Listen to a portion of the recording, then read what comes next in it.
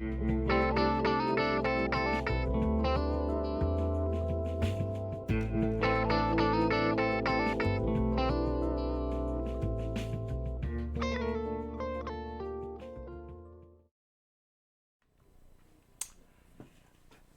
good evening, ladies and gentlemen. This, the night of the 24th of October, 2019. I'm Roy Potter. Welcome to Nightcap.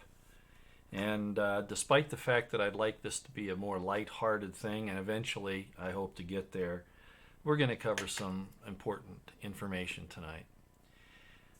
I called this Rats, Serpents, and a Mongoose. And I don't think it takes much effort to figure out who the rats and the serpents, the snakes, are. The question is, who is the mongoose? And I'm hoping, of course, that it's President Trump.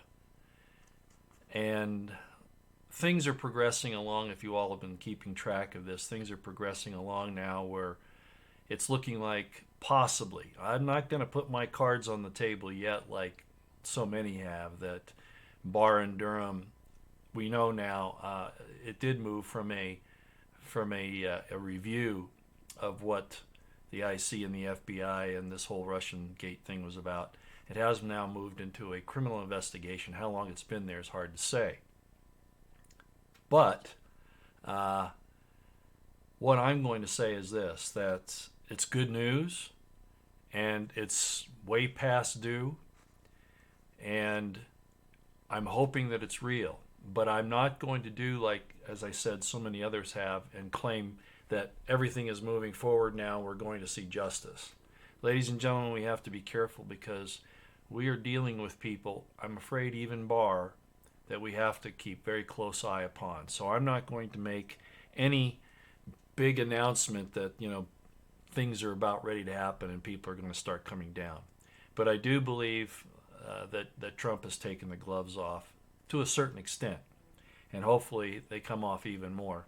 Now, if you listen to me, I did an impromptu yesterday morning about this whole thing with Trump tweeting out that he's tired of his administration officials hiring never-Trumpers, and I pointed out that he was guilty of that himself.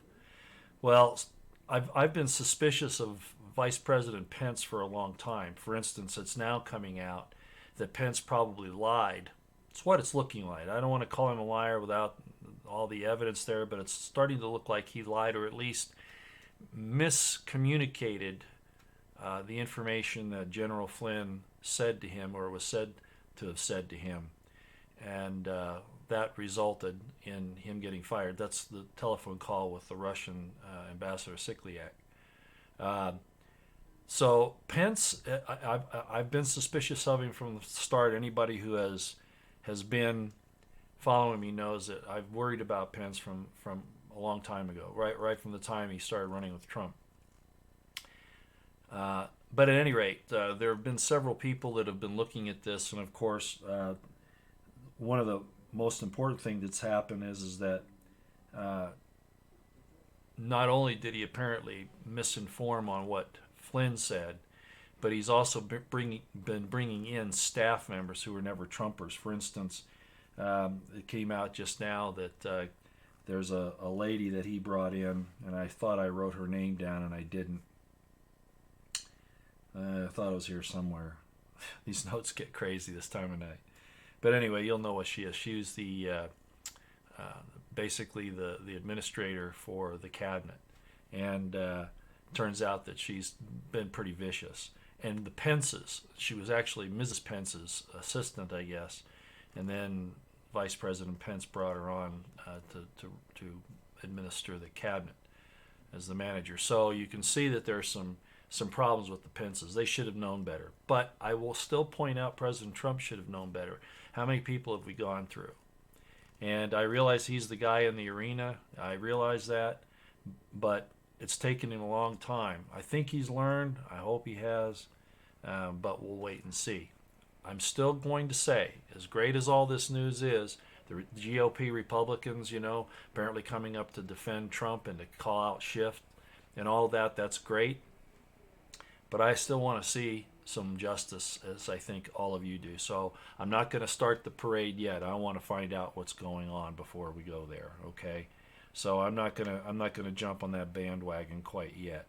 I'm going to say it's encouraging, and I hope that it continues. Okay. All right, that's just kind of an intro about what's going on. We know who the rats and the snake serpents are, and hopefully Trump's putting on his mongoose suit.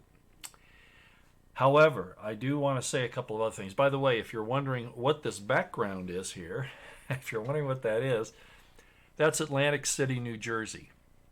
As I said, I wanted to have some, backgrounds that would change from time to time. And all the pictures that you will see, anything that you see on my channel that goes on my background like that will be something that I have done. So that is a picture I've taken, all the pictures that I put up. Or sometimes I'll have a video that's up there. All of them will be mine. Videos of backgrounds, nature, cities, whatever. Unless, of course, I'm doing a clip that I'm showing you, then that, of course, will probably be somebody else's. But I hope you enjoy this. It kind of lends a little variety to the presentation, and I hope you like it. I'm really looking forward. The guest I was hoping to have tonight, unfortunately, I had some other issues, I guess, they had to take care of. But what I plan on doing is having a background, when I have a guest, having a background that basically explains their profession or what they do in life. So we'll see how that works out. I think some of these things will be pretty interesting when we finally get going. So that's Atlantic City, New Jersey. And of course, Trump had some of his casinos there that unfortunately didn't do very well. But a businessman will have failures. The point is that he gets up. It's like in the Batman movie. Why do we fall down? So we can learn to stand back up. And I think Trump has done that very, very well throughout his life. And of course, he had a big help with his start. But regardless, that's really important that we recognize it. Okay, I'm going to check the chat here and make sure that we're working. It looks like it is. I just hope that the sound is okay. As usual, if you all can let me know if the sound is all right, I will be very appreciative of that. And hello as you all come in. And I hope you've had a wonderful day and that you're getting ready to have a very restful night, unless, of course, you have to go to work, and there's some of us that do that at night. Good to go. Thank you, Conservative Leaning Brew. I appreciate that. Okay. So it looks like we're good to go, and I'm going to just jump right in here, and we're going to talk about some other things, okay? All right, here we go. Number one on my list. I'm very worried about Julian Assange. Of course, we all have been. This is an attack on the First Amendment. He uncovered war crimes that were committed by the coalition forces, by the Allies, principally U.S. forces. And I know there are a lot of people out there that don't like to look at that because they feel that it's wrong that we put our soldiers in jeopardy who are out there. But there are some very serious things that happen. And one was, of course, the Apache helicopter attack against the Reuters reporters that Chelsea Manning gave to WikiLeaks. And that's just one example. I know what it's like to have collateral damage. I understand what it's like to be, in a situation where you don't always have good target identification or acquisition. But that one was pretty obvious that it wasn't what they said it was. And the pilot's view that they have is much clearer than what you see on the videos from that situation. So a lot of problems, and we need to be able to, it was like in the Vietnam War, the My Lai massacre. These types of things need to come out. Whether or not the troops that commit those war crimes and the politicians and the general officers and the officers, etc., that send them into those situations, how much accountability they should have, that's one issue, I suppose. But we can't turn our backs and not admit that these things have happened. And especially when you find out that the cause of the war, the justification was not a justification at all, but a lie. And then that causes a whole bunch of other problems. So I heard Dan Bongino today, and he was talking about when you should go to war and when you shouldn't, and basically he had three issues. First of all, you don't fight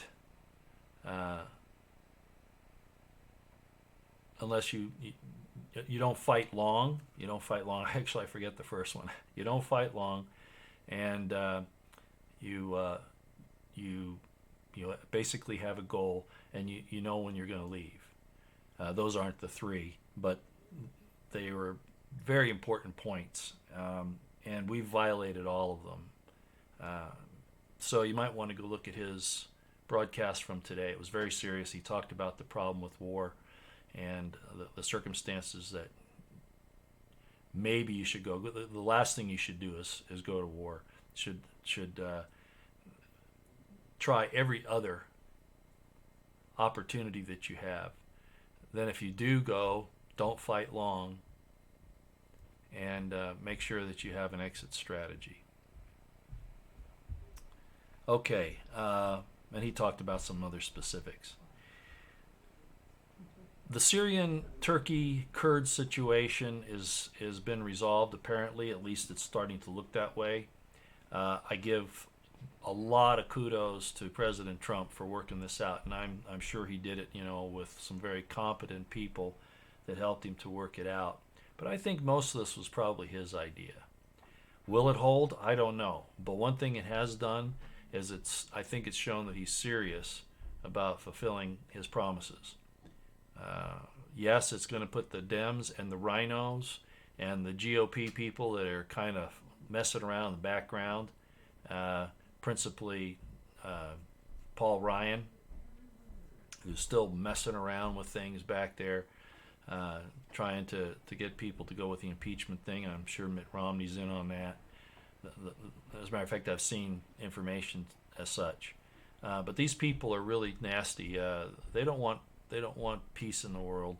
They'll play it like it's to protect the people of the United States, but it's not. It's to protect their agenda, their money, their power, rather than the peace and prosperity in the world. And I've talked about that in quite a number of details over the past, but these GOP people are a problem that have not done everything they can to support President Trump, because that's what we require of the president, is to fulfill his promises. And for them not to stand behind him is really giving the American people the finger, and you know what I mean about that. So I heard a short video from BP Earthwatch, and I'm handing this out to you, Jesse, so you know, because I imagine you're here somewhere. And he talked about the fact that the GOP is focusing so much on the Democrats and pointing the finger so much at the Democrats that possibly we who are for the Republic, maybe not Republicans, but for the Republic, understanding how bad the Democrats are, that we may not be checking out the Trojan horses that are pretending to be conservatives. And yes, Lindsey Graham is one of them. Lindsey Graham's a problem. Of course, everybody should know about Mitt Romney. Lindsey Graham was John McCain's sidekick, maybe even more than that. And there's still some problems with Lindsey, and he needs to be put on a short leash. The people in South Carolina, I hope, can get him squared away, because his answer for everything is war, and of course that's because so many of these people have investments in the military-industrial complex, and also because they want the United States to have hegemony in the world. They want us to be the big ruler. Well, that's not what we should do. We should be the shining light on the hill, not the lightning bolt that forces people into a condition that we think that they should take. Not everybody, as Dan Bongino pointed out today, is set up for anything even close to democracy, much less a republic, a true republic. And so this entire thing with nation building and regime change and all that, it's not for anybody's good, but those at the top who bleed off, take the money and the power, and that's of course a real problem. So anyway, back to President Trump again. This thing on Syria is great. He's apparently brokered a deal between the Turks and the Kurds, and I hope it works. But I will hasten to add, as most of you should know, that these wars in the Middle East have been going on for millennia, and there's nothing that we're going to do to fix that. It just isn't possible. So we need to mind our own business, have forces forward for our protection, etc. Okay, I've said that that's okay. But we can't be engaged in these internal conflicts and these conflicts between these groups that have been fighting for thousands of years. We just don't have the tools, the spiritual tools, nor the physical tools, nor the political tools to solve those problems. It can't be done. I think we need to take care of our own home first, and I've talked about that before. But superb on POTUS for what he's done there, and of course a lot of other things. If in fact he's going after, he's having Barr, maybe he's holding Barr's feet to the fire. I've called for that. But again, with all the good news lately that apparently there are some movements towards a criminal investigation now. Of course, the interview of Brennan is coming up and Comey. Those things are great, but I'll believe it when I see it. And I think we need to stay critical. Look at this entire thing with a jaundiced eye until we actually see something happen. It could very well be that this IG report may have been held up because of these events, but I find it highly unlikely that it would have taken this long. I think there are still forces at work that are trying to push these things far enough in the future that they can take Trump out either by impeachment or by whatever means. And I think that's the real cause of it, the real purpose of all of this delay. Hopefully, we start seeing a couple of people. We were told, that McCabe had an indictment against him already? And I'm not certain that that's true at all. Let me see what this is. I'm not sure what we got. Okay, pick a time. Restart tonight. They always want to update when you. Let's see. Tomorrow. Sorry, these dang computers are a pain in the neck. Okay, let's get back to this. These Windows things and all this stuff, they're always trying to get on you when you don't need it. I apologize. I guess I have it set up for updates at night, and didn't fix it before I started this tonight. Okay. I've already talked about Evan McMullin and his attack on former acting AG Matt Whitaker, and that goes along with all this other information that I was talking about with the types of people that are fighting against Trump. And I've already covered that. I did it on the live stream, the impromptu that I did the other day, or I guess it was yesterday. So just keep in mind that there are those people out there that are doing that. And they're gonna put as many brakes on and as many problems for us as they can. And remember, they're not fighting against Trump. Trump's just our figurehead, the figurehead for what we want. They're actually fighting against us, and I think everybody's starting to realize that. Okay, those are kind of the things I just wanted to run real quick. Like I said, I wanted this to, I don't want to spend more than just a short time on the political and world situation and what's happening. I want to move on to lighter things, or to answer your questions, for instance. And so I think that's what we're going to do here. Again, on Assange, I want to end up. I started out with him. I want to end on him. The situation that's happened to Assange is despicable, and he is very ill. Apparently, he's been in this solitary confinement, this cloistering, so that he's not around people. He hasn't lived a normal life now for 8 years, 9 years, and of course he's going to suffer psychological damage. And I'm sure that they're doing things to move that along. President Trump, I got to tell you, just like in not saving the babies from being killed around the country for their organs or whatever, above and beyond the abortion problem. The situation with the deep state and the leftists who have infiltrated our institutions that are changing our basic values of human decency. Those things are a problem. How much you can do about that, I don't know, but certainly cutting off funds is a good way to do it, and some of that has been done. The situation with the First, and Fourth Amendments, First, Second, and Fourth Amendments, he hasn't done real well in those. All of that's troubling. But this situation with Assange and with the babies, those are types of things that judgment comes about. What you render unto others, you've rendered to the universe.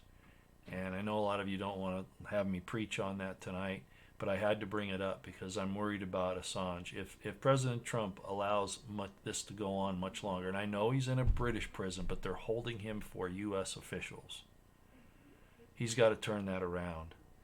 Assange is the icon of First Amendment rights to hold governments accountable. And it's serious if we allow the deep state and the intelligence community to make it so that we can't reveal the types of things that they do that are wrong. Even if, I mean, you know, the excuse is that you don't want to reveal sources and methods, and I understand that, but I also know it's a smokescreen. You don't want to endanger lives. I understand that. But from all that we can figure out from what happened there, Assange didn't endanger anybody's life. Hillary Clinton did by allowing that pay-for-play on her server, okay, that could be accessed by any of the intelligence services of any country and may have actually resulted in CIA operatives being murdered by the Chinese government. Not anything said about that, and yet poor Assange sits in there and he couldn't even speak his name in court. The man has been persecuted beyond human endurance. I'm surprised he's not dead. So I would say just pray for him. And really, I guess that's all we can do because most of us are powerless. But we need to cry out that this is wrong and that what's happening to Assange is what's going to happen to the rest of us unless President Trump and those with the understanding of the perfect law of liberty take some action. Okay. Wanted to start on that and end on it. Let's go to chat, as I think we want to spend our night doing that. I wanted to kind of tell jokes and some other stuff tonight. I don't know if I can get to that point. A little under the weather, maybe you can tell. Some people that I visited the other day came down with a really nasty gamboo, and I think I'm starting to have some of those symptoms. So. At any rate, I just thought I'd bring that up. So if I look a little droopy-eyed and tired, by the way, this is water. It's not anything else. It's just water. All right. All righty. Let's see what we've got here. All righty. I'll go down the list and I might jump ahead here, and I apologize for that. Again, hello everybody. Ricky Ticky. Oh yeah, Dave Rice. Yeah, you're talking about the Mongoose. I meant to bring that up. What made me think about that was I read the story Riki Tiki Tavi probably in grade school, if I remember. And if any of you have read the story about Riki Tiki Tavi, it's about a little mongoose who stalks this cobra who enters the house. It's in India. And this cobra enters the house and he's going to kill the whole family, the king cobra. And the mongoose fights him. It's really a crazy story. Find it. I'm sure it's on the web somewhere. It's called Riki Tiki Tavi. Thank you for reminding me of that, Dave Rice. I appreciate it. Val, yes, it's time to smash the deep state. You can't smash it all. Some of the deep state is necessary because it's what runs the country, really. I mean, people who know the business, right? The problem that we've got to solve is make sanctions, make punishment for those who abuse their power. And one of the worst abuses of power is in the Department of Justice, where the U.S. attorneys and the assistant U.S. attorneys, the prosecutors, have immunity, and they can't even be held criminally liable for violating the Brady Act or the Brady regulations. Revealing exculpatory evidence. A lot of these cases that are brought, they know the people are innocent, but they want the statistics. There has to be punishment for that. And that's just an example. And of course, then working against the president. Once the president's in, that's the will of the people. And to fight against him is to fight against the American people, which is sedition. And it needs to be punished. When the president says jump, you jump. unless he's clearly doing something illegal, and that's what they're trying to pretend. But there's obviously nothing there that's been illegal at all in anything that he's said or done. Finest Planet likes my sweater and background. Thanks, I appreciate it. That's nice. It's a little cool here, you can imagine. Okay, good evening to Storali Mistriel. I've never figured out how to say that. And you're here all the time, but you're from Vegas. Thank you. I think you were at Bundy Ranch too, weren't you? I'm not sure of your real name, but thank you for being here. All right, hello from Wisconsin. Yes. Wow, we got people here from Louisiana too. Y'all are so positive tonight. That's really great. Like I said, I wish this guest could have come. We were going to have a riot. You guys would have laughed all night, but I guess under the circumstances right now, it's probably better that didn't happen. Rigby, Idaho. Japo. Hi, Roy from Rigby, Idaho. Now, I was at Rexburg. I went to Rick's College there in Rexburg, so I'm very familiar with Rigby. That was many years ago, of course. You like the background, Gamon Neode. Good. And like I say, I'll change that from time to time. This one interview that I want to do, I sure hope I can get it done because it'll just be fun. It'll be a fun background, too, because it'll be the person's profession. It's really a profession what they do. Some people wouldn't consider it that way, but you have to be a jack of all trades to do what this person does. Ohio Valley, hello. Oh, the Watchman News. I believe actually you helped me with this Watchman News, and I kind of knew it. He's asking, he says, Roy, I know this is off topic, but how did you get rid of the green halo with the green screen? I have the issue and never got it figured out. Yours looks great now. Actually, I thought you were the one that told me. Maybe not. It was probably somebody else, but it was on one of the, maybe it wasn't on the chat at all. It may have been on the comments, but at any rate, and I knew there was a problem. The lighting was part of the problem. You have to make sure that the green screen is properly lit in the background, and that was a problem. The camera that I was using, I have a new camera. The camera I was using was really not made for green screen. It had the adjustment, but it just didn't work very well. So I had to get a new camera. That helped.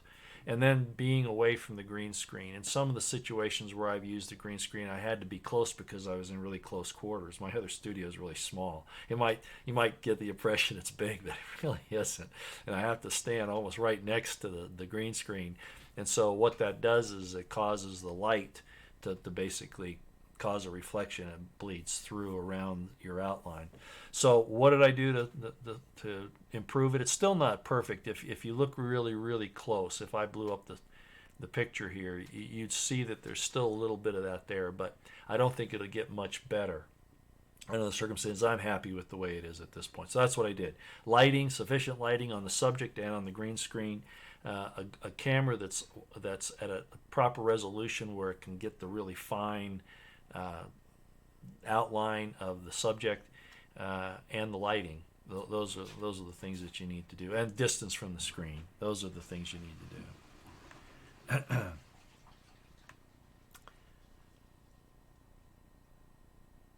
Yeah. Oh, and Jacques Ku, you say, I tend to think all are hiding in the basement, trying to impeach a president. Yeah, they are. However, this is a propaganda thing with them to justify more dangerous activities. Let me just put it that way. This is to give cover to those in the intelligence community who will take Trump out. That's what it is. They're not going to impeach him. They're not going to be able to do that. Lionel Nation has really described that. I think he's a competent attorney. He understands it. This is all show. The Senate now, there's no way. I think McConnell, despite what he sounded like he was going to do, hold the hearing after the House gives a formal impeachment. I don't think that's really going to happen. But the whole thing with what Schiff is doing is he's trying to take attention off the fact that the IC, in particular Brennan, Clapper, Comey, and himself, and all of those who are part of the Senate Select Committee on Intelligence, like Warner. These people all have culpability in this coup, in this treason, in this sedition. There's a difference between sedition and treason. Treason, you're helping a foreign power primarily, okay, in one way or another to the war against us, or you're basically working with them to take down the government of the United States. That's treason. Sedition is just basically fighting against the government, the established government, and that's really what most of these people are going to be found guilty of: is sedition or other violations of the U.S. Code. There won't be that many on treason. Brennan's real close. I don't think Comey is on the treason aspect. Brennan is. I'm not a lawyer. I have a law degree, but it's this is not my area of expertise. And I don't think that actually Clinton could be found guilty of treason if anybody has the guts to prosecute her. And technically Barry Soetoro, Obama did as well, committed treason in my estimation. But I'm not certain, even as guilty and culpable as he is, that he'll probably get off. They're just not up to going after a former president. I think that's wrong, especially when they're trying to go after Trump, who's a sitting president. But anyway, that's going to be interesting to see how that comes along. I don't love Pence either, Val. I didn't from the very start. If you were with me, if any of you have been with me through the years, when he selected Pence, I went, oh no. I understand why he did it. He's trying to get that. You get your vice president to bring in the people that wouldn't normally vote for you in some of those areas, to kind of moderate the situation. But I was never comfortable with Pence, and I think he was. I think there's enough evidence that he was at least floating the idea of using the 25th Amendment and possibly going along with Rosenstein wearing a wire. And of course, one of the first things that he did that I knew there was a problem was when he went to Davos, and he told them, it was the EU situation, Bilderberg and Davos, and he told them that the Trump administration was behind it 100%, and that's not true. It wasn't true then. It's not true now, and he did that, and I would hope that Trump called him on the carpet for it, but I don't know. But I knew we were in trouble then. And of course, now we find out that he lied about Flynn lying to him. That never happened. And he's brought in these never-Trumpers. So, yeah, the Pences are a problem, and I've never trusted him. It's one of the things that happens in politics, and you just got to deal with it. I don't know what Trump will do. I don't think he's going to dump Pence. I don't think that'll happen, but maybe he can rein him in. I don't know. People are saying that tweet that he sent out that I was so upset about, not that the tweet itself was bad, but that he was pointing fingers at his staffers for bringing in never-Trumpers when he himself has done that. And we've been telling him we told him 3 years ago not to go there. It'd be better to bring in people like myself. I'm not saying me, but, bring people in that have experience, and I understand the pitfalls of that, but sometimes it's just better that way, to get new eyes on something. And there were plenty of people he could have brought in. But at any rate, my Republican insider, that was one of his first things, and I understand it. But for instance, he'd have been a great guy to bring in. So anyway, there were other things that could have been done with that, but Pence has been I think a thorn, an invisible thorn. It's one of those that you step on, but you just can't quite find it. You keep trying to pick at it. Where is this thing? It's in my sock. It's in my shoe. What is it? I think that's a Pence. So I'm not sure what's going to happen with that. The FISA report. Well, of course, it's being delayed again. President Trump said that these things were going to be declassified. Now, the way it worked was we all thought that President Trump said it was going to be made public. But what he really said, apparently, and this wasn't clear at the time, even I didn't quite get it. What he said is that anything that Barr needed could be declassified. That's basically what it was about. I understand that, but at the same time, a lot of this should come out. And the FISA report has been pushed back, I think, for a couple reasons. One is we keep hearing about the Horowitz and all these guys that are looking at this, that keep finding new information. How come Judicial Watch knew all this, a year ago? I don't buy that. I think they're deep staters, and Barr might be submitting himself to them at some point to put this whole thing off until other action can be figured out against Trump. Not that Barr would want to do that, but that's kind of the end result. Durham, I just don't know about Durham. I understand that he's a one hell of a prosecutor, but that still remains to be seen. Barr, they say, is well respected. Well, you don't want to be an AG and be well respected. What I mean by that is that means he's going to do what the deep state wants, right? I heard somebody else say that today. It may have been Lionel. I try to give people benefit for their own statements, but at any rate, the point is, it's being pushed. The deep state is pushing it and pushing it. It's not just the criminal investigation that's come out. It's not just the situation with Steele maybe having actually blown the whistle on Brennan and Comey. I don't know. But regardless, these declassifications need to come out so that we can shut people like Schiff down, like CNN down, the leftist Marxists, Antifa, etc. It's really important. Okay.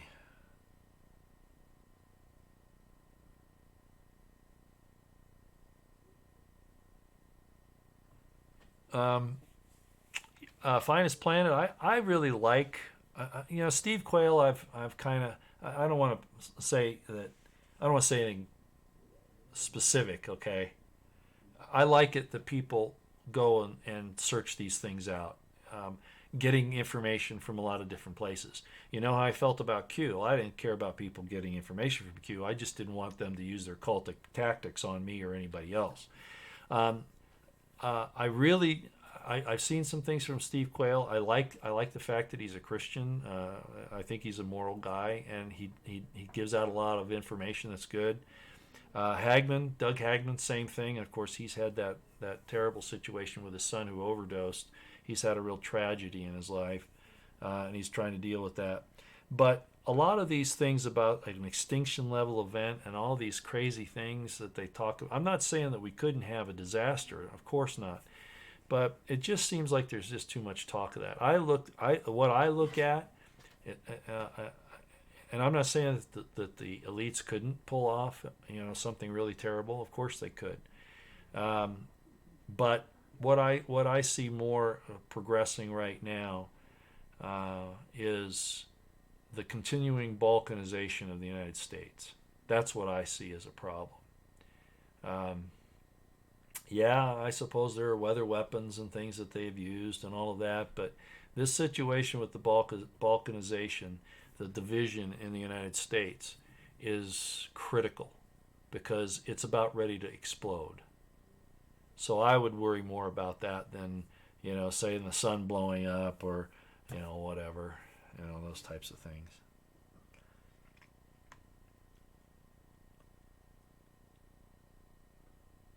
Yeah, just as we've been talking about, Sandra Odell, watching all the breaking news on Fox, deep staters are lawyering up.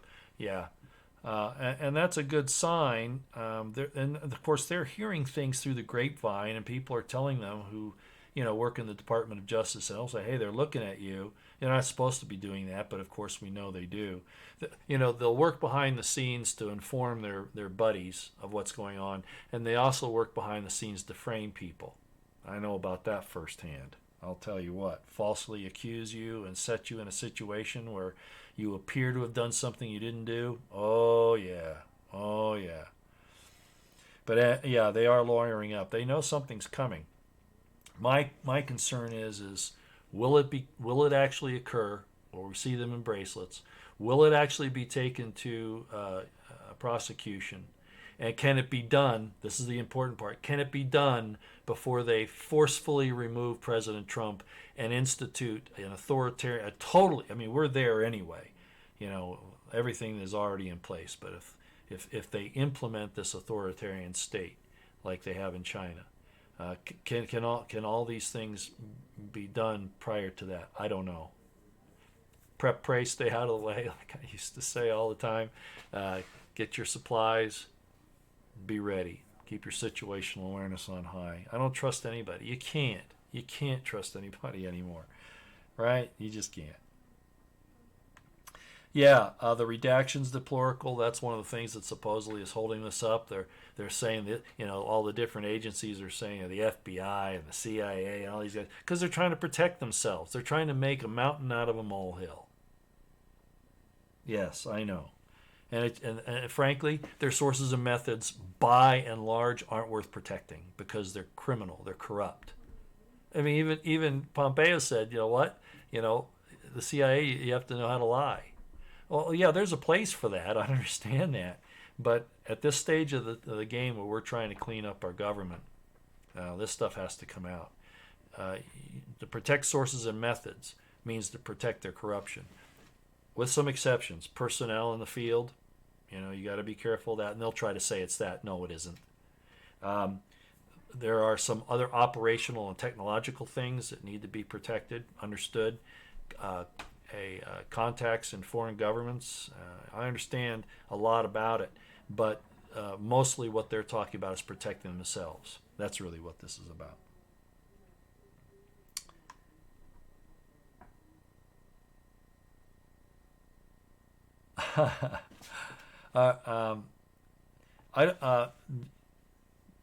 Again, Jacques FISA is soon to come, very soon, unredacted. Don't bet on it being unredacted. I wouldn't bet on that. Is that the Hudson River, Roy? No, it's the Atlantic Ocean. That is Atlantic City. I took that picture, my wife and I, Carol, of course, she died in 2008 from ovarian cancer. We're in Atlantic City. It was on one of our trips. We took a lot of trips. And I took that picture. She's standing right by me as I take that picture, by the way. So that picture I took in, what year was that? That would probably been 2004 or very early 2005.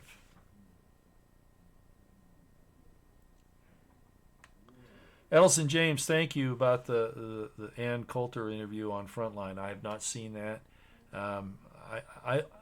Ann Coulter and I have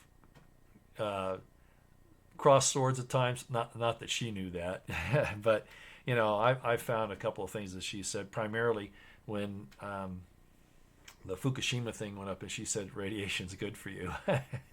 That was over the top.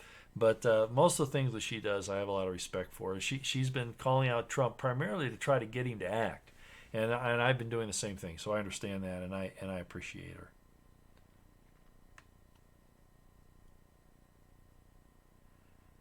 Yeah, Jeppo, I'm not sure how you say that. Talking about Trump convincing Luciferians to wait till after the election to war with Iran. I hope that's not where he wants to go. If he has if he can get rid of this and I'm taking him on his word, okay? And I know that's dangerous, but all I'm saying is this: if he can get these people to stop this Russiagate stuff, and if we can repair our relationship with Russia, the whole thing with Iran will go away. Russia's the key to the Iran thing going away, and some things in Israel, but the stuff I know to do there, I'm not going to discuss here. Okay. Carol Reed, and I kind of agree with that. She says, I think he's letting it go there so there's irrefutable proof of conspiracy and treason. I hope so. Schiff, Pelosi, Schumer need to go to prison. I agree. And I've agreed to the fact that Trump has exposed. His biggest job was to expose the corruption in our government. Okay, and I agree with that. But it's also important to understand that you cannot lose the initiative. Somebody needs, and Lionel even said this, and some other people. He needs to hit somebody hard, and he should have done it months ago, because they're thinking that he's weak, that he's looking at these forces that are arrayed against him, and that he's afraid to act. That's what they're thinking. Now, is that to his benefit? Not on the present circumstances. Exposing them, great. I mean, I know people right now who still don't see this. They think that the Dems, Pelosi, Schumer, all these people are just fine and they're great Americans. But these people are also, I'm telling you, are also progressives that believe that you shouldn't have the First, Second, or Fourth Amendments. See, they've lost the value of being Americans, of what being an American is. They want this government, this country, to evolve into a progressive utopia that's an impossibility.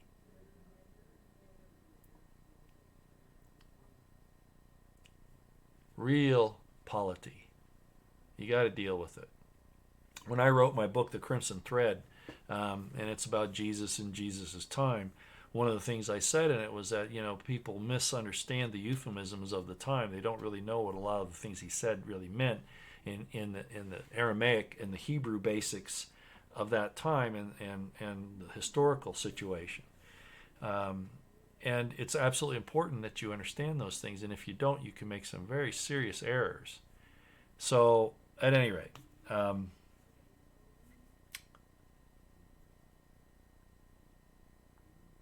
still listening. Oh, good.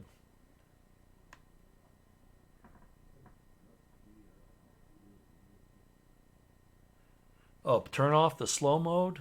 Really? Hmm. I tell you what, I'm not going to do it this. Well, I'll look at it and see if I can. I just don't want to lose anybody. Okay, I disabled the slow mode. The problem is, can I keep up with it now? So slow mode is turned off, Finest Planet. Okay, if you think that'll be better. Yeah, Edelson is in the house. Yeah, Pelosi got kicked out of church. Where you are, sweatshirt time. Yeah, ha ha ha. Yes, yes, yes. It was snowing here the other day. I've told you I have real problems with my internet, and weather really troubles it. This is actually a separate location from my other place, and this one has a lot better internet connection, as you can tell. I can't even do a green screen on my other one. I tried it, and it just can't do it. Too much data. This one works fine. Oh, why George Tenet, MW and GW? Any idea why George Tenet never mentioned deep state doings? Well, you CIA director. Normally they don't talk about these things. They do everything under the covers. Literally. So, yeah, that's why. Okay. Okay. Yeah, Carol Lee says there have been chat problems on YouTube. I've noticed some problems on Twitter too. Um, of course they play with this stuff. Of course they do. Hello, Melinda Ann Burns. Nice to see you back. Yes, pray for Julian, Finest Planet. Absolutely. Julian Adelson James. Julian Assange rotting in a jail cell. Was that part of the plan? Good point. No, if you'll remember, Edelson James, I started out with a Q. I thought it was a possibility until they started doing things that I knew were not right. Professionally, militarily, wouldn't use the terms that they were using, etc. And I realized that it was something else entirely. I still maintain it was primarily a ploy of Hillary Clinton's gang. But at any rate, one of the things that Q said early on was that Julian Assange was safe, that he had been rescued and secured, and all that. And of course, that didn't happen. There's a really good lady who considers herself a Q decoder. Amazing Polly, I think is her name. I really like her. I've listened to a lot of her things. She talked about something here lately that somebody sent me on a situation that's occurring with Jeff Flake. I didn't know Jeff Flake was LDS Mormon. And there are these mind control companies in Utah and in Arizona and in some other places, principally in Utah, and the NSA is here. The big storage facility is in Bluffdale. And apparently there was a woman who owned a company, one of these mind control companies, that was found that she died in her car. I believe it was in California. I'm not saying she was murdered. I don't know what the circumstances were. Chances are it could have been, other things. especially if she was doing some of this programming on herself that she was talking about. The point is that there are a lot of bad things going on, and people who think that Utah is a safe place, they've used them as guinea pigs more than once.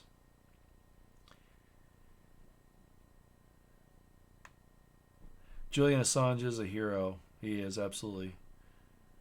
Liza Jean Williams. I wonder who convinced Trump to hire Pence. I don't know. I've heard a number of different names, and I doubt that it was just one person. I doubt. Some people say it was, his son-in-law, Kushner. Others say it was, what's his name? Former governor of New Jersey. I'm sorry, Chris Christie. I don't know. It was probably a consolidated number of people, that came up with it. I don't know.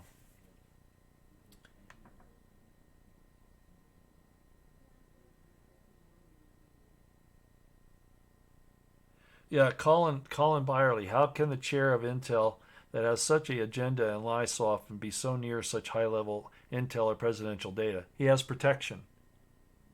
Okay, there are people very powerful that are protecting him in the intelligence community and elsewhere. Schiff had ties to Ed Buck, who also, if you don't know who Ed Buck is, go look that up. I pointed this out to some people a long time ago.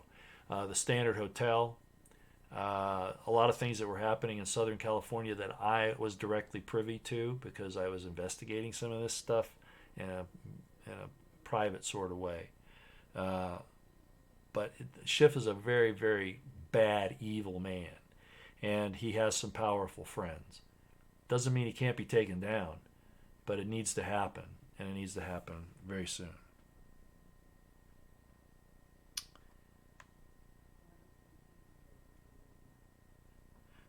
When you're sitting, you got to understand another point here, and I've brought it up before. When you're sitting in session as a congressman or a senator, you're protected from being arrested from almost any crime you can be accused of. Okay? Because it's written in the Constitution. And the reason for that is because if they didn't have that, then that would be a way to cause problems for votes on laws and those types of things. So the founders wisely, and I'm saying it was a good idea, put that provision in there. However, the moment he's out of session, he should be nabbed that fast.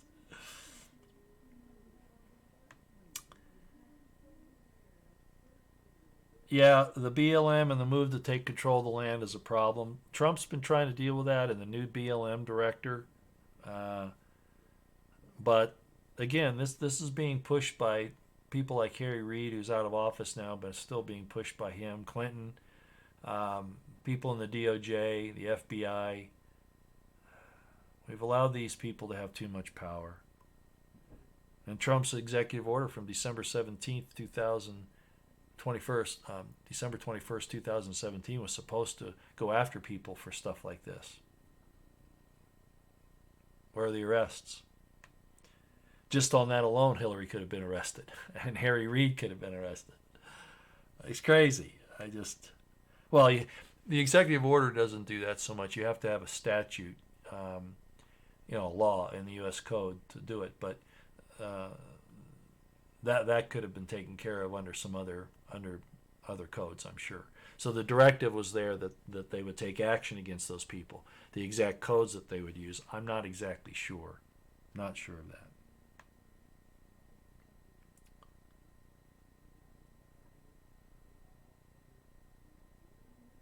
Under whose jurisdiction is Assange being held? The UK, but it's on a request for extradition by the US. Okay?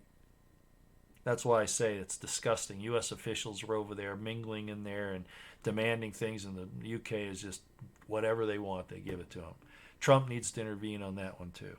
I can't believe that Barr allowed this to happen, but he allowed Flynn's partner to get tried. Barr pushed that. He should have known that the Brady problem was there, and that the difference between espionage and the FISA thing, the espionage and the FARA, was Barr should have known that. But that's why I say Barr. I don't know. Barr sometimes I don't know. I don't know. What's new with Timothy Holmseth? Now, why did you have to bring that up?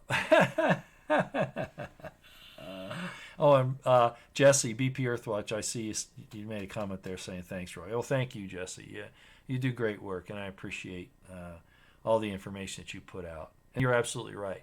We have to be watching these Republicans and these rhinos who are Trojan horses that will fight against not just Trump, but against the perfect law of liberty and against the Constitution and our republic and all the other nasty things that they do. Getting back to Timothy Holmseth, I don't want you to think, Artuck, that I would ignore that. As a matter of fact, I was actually going to cover that. Isn't that funny? And then I decided not to, and then you got to bring it up. So I guess maybe I should have. Let me give you some background. And I talked about this the other day. I started pushing veterans for child rescue. That's Craig Sawyer's group. In my videos from 2016, I guess, 17, somewhere in there, I would always do a little advertisement commercial for Veterans for Child Rescue because I think it's a good organization. There are a lot of people that question, Craig Sawyer's motives and all that. But look, ladies and gentlemen, nobody's perfect. Craig, he was in the military. He was a Navy SEAL. Actually got on. I heard him the other day. I don't think I've ever heard him say it before. He admitted he was with SEAL Team 6, and I believe that. He's worked in different agencies. He was a federal. I think he was an air marshal. I'm not sure. But the point is that he saw some corruption and he revealed it. He became a whistleblower, and they were successful in not going after the guy initially. I think the guy that he whistleblew on finally did get in trouble, but not before. I might have this not exactly right, but Craig Sawyer was removed from federal service. He lost his federal pension and his benefits. At the time of his career and his life that happened, that's a major blow. And he's trying to stay relevant. He's trying to be a man, and he is a man. He doesn't have to worry about that. But he's trying to stay relevant, and he's trying to do something that's decent. Sometimes you make mistakes, okay? I remember when the Screwy Louie thing happened in Tucson, and he went there, and he was kind of going along with this whole thing that those people there were saying, and I had been to Tucson. My son lives there, and I was, I did my homeless camps videos there and my borders videos there. That was one of those places I did it, and so I knew the area real well. I know about the homeless problem, and I know about the immigration problem, and all of that. And I saw that camp there at CMEX, and I went, no, that's not what that is. But Craig kind of lends some credibility to it. I understand that. I'm not finding fault with him because, it's better to say the possibility is there, I suppose, than to negate it. But I was attacked ruthlessly by people that said that, Craig knows more than I do, and how dare I, criticize him. Well, I wasn't criticizing Craig. I just disagreed with his position on it. And that's not a problem. People disagree with me all the time. I don't take offense at it, especially not if they have a reasonable argument. I've talked about that before, especially in scripture and history, right? The old saying, and I'll probably get thrown off YouTube for this, but if you have three Jews in a discussion, there'll be 5 opinions. It's just the way it is. So, those were operational discussions. It's like in the Army, on staffs. Man, the staffs, the S1, S2, S3, S4, man, they'll fight sometimes. Commander will be sitting over there just letting them duke it out about what the op plan and the op order should be because, that's what it's about. It's about, war gaming and, so I don't get upset with disagreements. Well, some people made an issue of it and it wasn't very nice. But that's when I first kind of ran into Craig Sawyer. I consider him to be a very talented go-getter. and I think that's really what it's about, and I appreciate all that he's trying to do. And if he makes some errors along the way, he's trying to survive. He's trying to support his family, etc., and do it in what would be considered to be a legitimate way. A lot of people are complaining about the money that they've sent for this film. Well, he's just said Contraland is coming out probably next month or by Christmas. I've produced my own movies. I know how difficult that is. It just doesn't happen overnight. Some Hollywood productions take a year, years, sometimes longer to do. So people are impatient with that, but that's editing, the technical side of it, all kinds of things. So I'm giving a lot of credence right now to Craig Sawyer because of what has happened. Along with that, you've heard me talk about that I defended Monograph. Monograph was accused of pedophilia and human sacrifice and snuff films and all kinds of stuff. And it just isn't true. And I won't go back into that. Anybody that's followed me knows what I've said about it. I was put into contact with Monograph by a law enforcement officer for specific reasons, not law enforcement, but for information. And I know Monograph quite well. I've never actually met him in person, but we've communicated numerous times. And he's told me all about his background and everything. I know a lot about him, his different names, two of them that have come out lately. But the point is that he's no pedophile, and he's no guy that's does snuff films or kills kids or women. He just doesn't do that. Those were specific films that he made, and I pointed out how it was very similar to what Stanley Kubrick did with Eyes Wide Shut. That didn't make Stanley Kubrick a Luciferian or a human sacrifice or that kind of thing. Well, anyway, because I came to Monograph's defense, that's when I started getting attacked by others, including Timothy Holmseth, that I was a pedophile and involved in a pedophile trafficking ring with Monograph and Agent 19. Well, it's just not true. Timothy Holmseth lies. He is a liar. He's a deceiver. He's a charlatan. He's a grifter. Okay? And I'll say all those things to his face. And that's one of the things I was going to talk about at the end of my last video that interestingly did get cut off. You remember when I was doing that? It was a morning video that I did. Finest Planet told me about it. I didn't actually know what happened until I reviewed the upload later. But yeah, it was cut off when I was starting to talk about this whole situation. So there we are. Timothy Holmseth is lying about me. Obviously, he's lying about Monograph and Agent 19, but certainly in my case. So I knew there was a problem. And then there were other people that followed him that were jumping on that bandwagon. Some I was really surprised with. The one that surprised me the most was Field McConnell of Able Danger, because I had been associated with Able Danger, not as an agent, not as a member of their group, but I knew they reached out to me at one point, and I got to know a couple of their agents. And I had been interviewed by Field McConnell, I think it was in 2014. Don't hold me to that, but it was a number of years ago. At any rate, Field McConnell went along with Timothy Holmseth and actually sent me, I sent him a text or an email asking him why he was putting up with this Holmseth character, and he accosted me. I won't tell you what he said. I'm not going to get into that, but it wasn't very nice. And then I knew something was wrong. Well, I kind of figured it before. He's a trash mouth. He talks forever and never, he's all over the map. But anyway, so that's how all of that came about. Well, then of course they start attacking Craig Sawyer, and that's just over the top. That's just over the top. So that's where all of that is. I'll say it again. Timothy Holmseth is a liar, grifter, deceiver. There were no 2,100 children saved. I'm sorry, it didn't happen. There are some things going on with porn sites and that child porn groups that the DOJ is after, and they have got them. But this thing of Timothy Holmseth is just, I don't know if he dreams this stuff up, if his reality is not, true. I don't know. But I'll put my 2 cents worth in. He's a problem. Monograph and Agent 19 have gone after him, rightly so. They've exposed him and Field McConnell, and those two, Field McConnell and Timothy Holmseth. Holmseth is now a fugitive.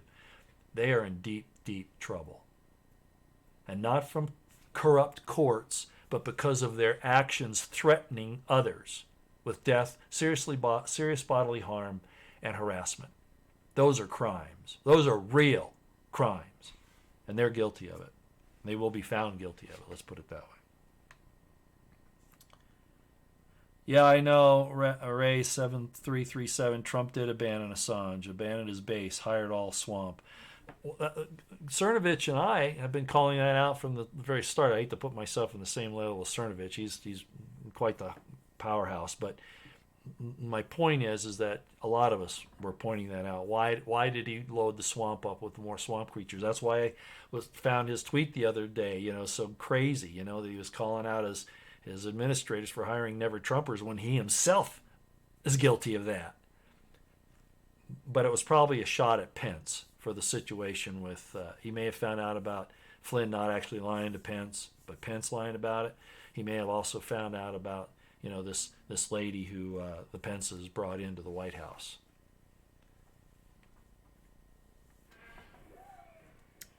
But yeah, abandoning Assange is, I've likened it to Peter denying Christ 3 times.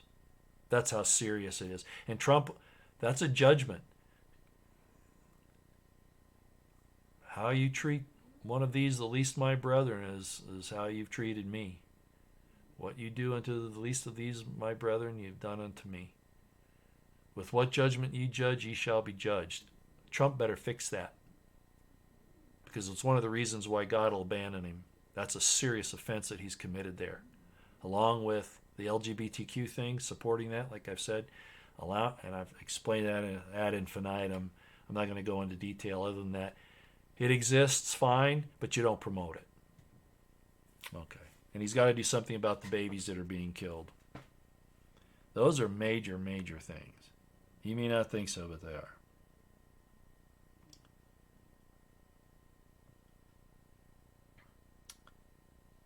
Okay.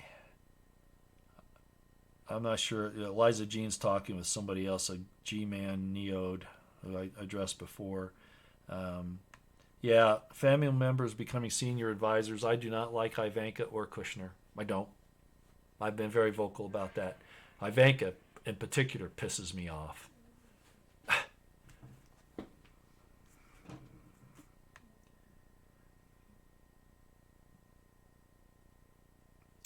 Nikki Renforth. Roy, where does our military sit at on all this? Are they with the commander-in-chief or against? My understanding is the Marine Corps is, but what about the rest?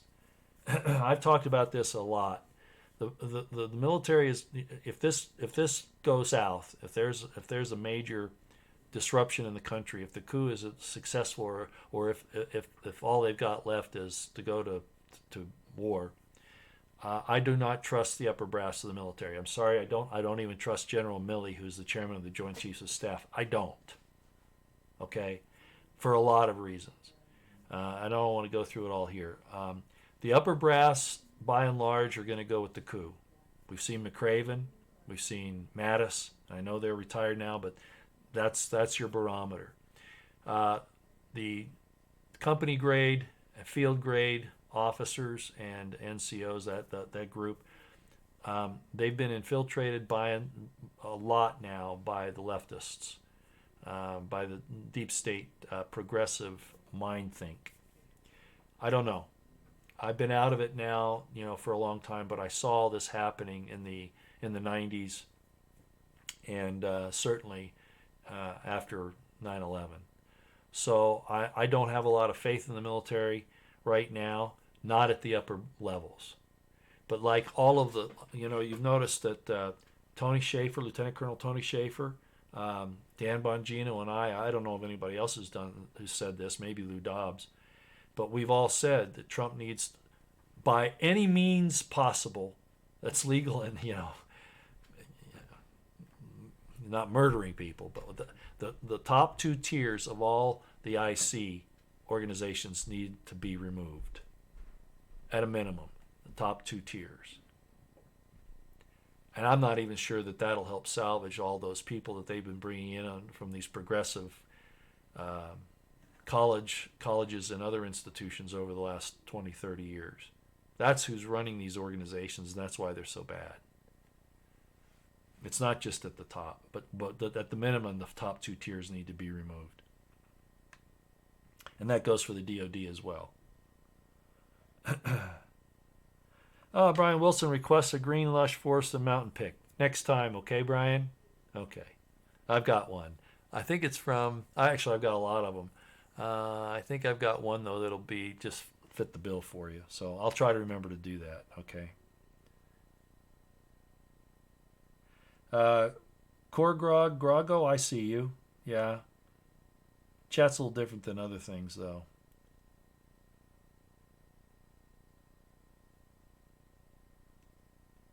Edelson James brings up the point that the Kurds have many different factions. True. Yeah, absolutely. Yeah. It's not just, Americans think that, when you talk about Muslims, for instance, you're just talking about Islam. They don't understand, most of them, that there's a division between Sunnis and Shiites. And it even goes further, you've got the Wahhabists, right? Yeah. So, and the Kurds are the same way. Yeah, very much so. And they will still fight no matter what we do. They and the Turks, too. Yeah, we need to just get out of that. Although we can't fix the Middle East. And a lot of people say, well, we're there to help Israel. Hey, Israel decided to go back there. I'm sorry. That's not our problem. Now, a lot of people will say, oh my gosh, you can't say that. Yes, I can, and I do. And I've given my reasons for many years why. Okay? All right? I'm not saying Israel doesn't have a right to exist. It does. But they wanted to be there. They wanted to have that land. Okay? And people say, well, it's fulfilling biblical prophecy or, whatever. Okay, well, whatever. I know a lot about that, and I'm not going to get into it tonight. Yeah, but no, we have no business over there. And it's a shame that we gave all those nuclear weapons to Israel, and as it turns out, Saudi Arabia. And I've said it before, and I'm going to say it again here. Israel, the leadership of Israel and the leadership of Saudi Arabia are the exact same people playing a double-sided coin, a paradigm. Left and right paradigm, but they're the same people. They're like Republicans and Democrats. The left-right paradigm that we have here, that's all Israel and Saudi Arabia is. They're the same people, historically and politically, and familially. And I'll just leave it at that.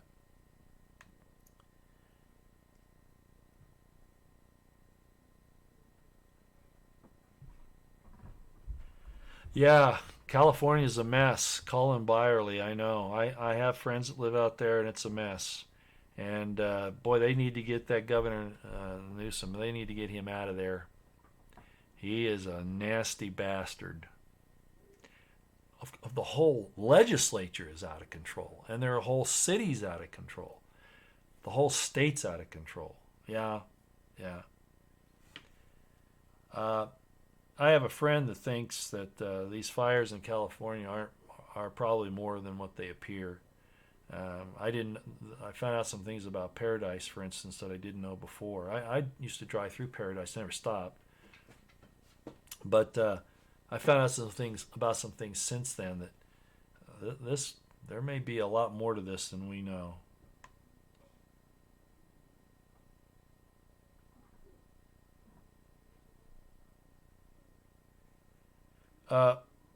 Yeah, Jesse, real BP Earthwatch. I know. Graham, I've never trusted Lindsay. No, and I agree with you. But if Trump can do this with Burr and Durham, if it really happens, and then they have the people that could go out there and collar these guys, these people, Graham may have to give a second thought. But I think you're right. I think Graham knows a lot more about the dossier and this whole Russian thing that he's been willing to lead into. He was friends with John McCain. Those two were like two peas in a pod in more ways than one, as you know, Jesse. Yeah, Graham is a problem, and he does some good things, but he's been a thorn in Trump's side behind the scenes, if not out front. I agree.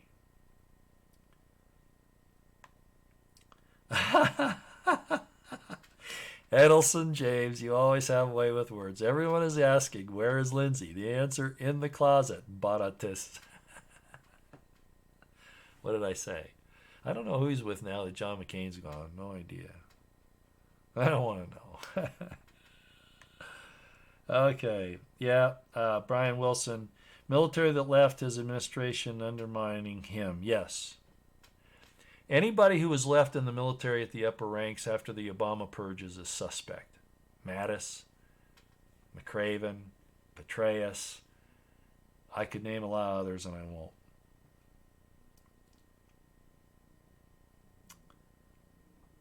Yeah, McMaster. Oh, McMaster. Yeah. I do not understand why Trump didn't. I mean, you know, Lionel, Lou Dobbs, and my Republican Insider have hammered on me and on their audiences that Trump doesn't have anybody. He doesn't have an Ed Meese. He doesn't have he doesn't have the type of people that Reagan had, for instance. He went in there basically by himself and, his family. Basically, that's all he had in reality. A lot of people that he asked to help him didn't. Like Rudy Giuliani didn't want Chris Christie unless the vice presidency was offered to them. All those types of things. I understand that. But then you don't turn around and, he gave that talk about the snake and also about the scorpion. I think there were both of those. Well, then he turns around and basically did a invited the enemy in his midst. And there were plenty of people out there that he could have gone to. It would have taken a little longer, but in the end it would have been a lot better. I had, it was interesting because I had my Republican Insider when I said, geez, he ought to bring in Lieutenant Colonel Anthony Schaefer as his national security advisor, or bring back Flynn, right? Of course, with Flynn, it would be a security issue at this point, but I still think there are ways to override the deep state drain plug on that. But at any rate, and my Republican Insider says, no, he can't do that. There's the problem with the Senate, approving. Okay, really. But he's got to have somebody who's got some clout. The force. The generals. People who've been around. No, we need new eyes. This government needs new eyes. We don't need to do the things that we've done in the past. We need change. We need to stick by our principles, but we need to change our administrations.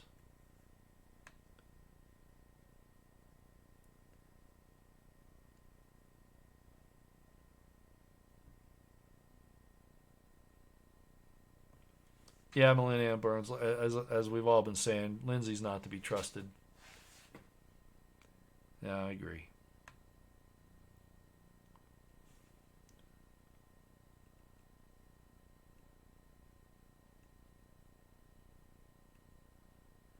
Yeah, we all know that all the corruption with the Democrats, with the rhinos, with the deep state, with the intelligence community, all of that is being ignored by the MSM because, and I'm addressing Terry, truth seeker here, because the MSM is the deep state. It is the IC. It is the propaganda arm of the CIA. So they changed all of the stuff that's going on is to take our attention off the corruption of those people and to try to focus it on Trump and us. You notice, and I don't know how true this is, but one of the things I suspect was when Schiff didn't want anybody to come into his Skiff meeting there, the Republicans in particular, what I think he could be saying. Again, anybody who supports Trump and who's against the war in Syria, etc., they're accused of being, by the Democrats and the leftists, they're accused of being Russian assets. So I wonder if this is kind of a subtle way of Schiff saying, we're keeping those people out because they're Russian assets. I might be stretching it a little bit, but that's kind of almost what it appears to me. They're setting up this division again. Anybody who doesn't go along with the deep state, the intelligence community, and Adam Schiff and his ilk, Pelosi, etc., they're Russian assets, and they want to do to us what they actually deserve to have done to them, which is being collared for sedition and treason and other violations of the U.S. Code and others, and tried, and if convicted, jailed or executed. But they want to do that to us. Trust me, that's what's going on here.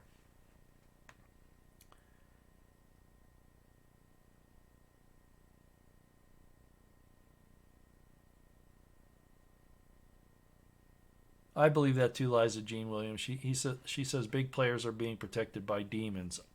There are supernatural connections here. There's just no doubt about it. At least an evil spiritual contagion, ether, that's been promoted by mass communications, our educational institutions, the government itself, if nothing else, that. This breakup between men and women, male and female. And I've talked about that before. I blame Christians for that in a large regard, but that's another subject I'll get to again. I've talked about it in the past. I don't want to go there tonight. Yeah, I think the IG report, they're just pushing it back for other reasons. All of the reasons that they give are plausible, but I think they're excuses. I do.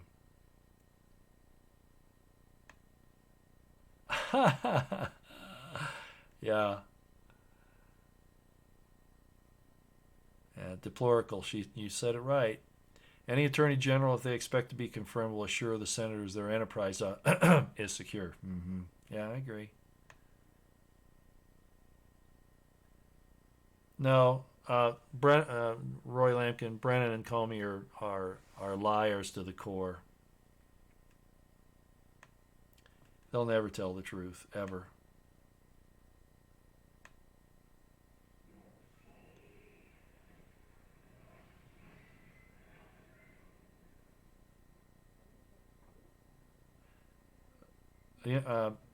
Rat Trap 88. The end game is white genocide, as the ruling demons can control low IQ folks much easier. Well, there's a little more to it than I see where you're going with that.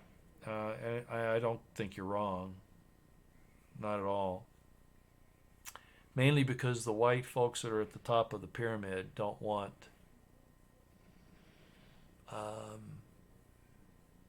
yeah, they don't want people that can replace them. They don't want people that are call them out. Competition.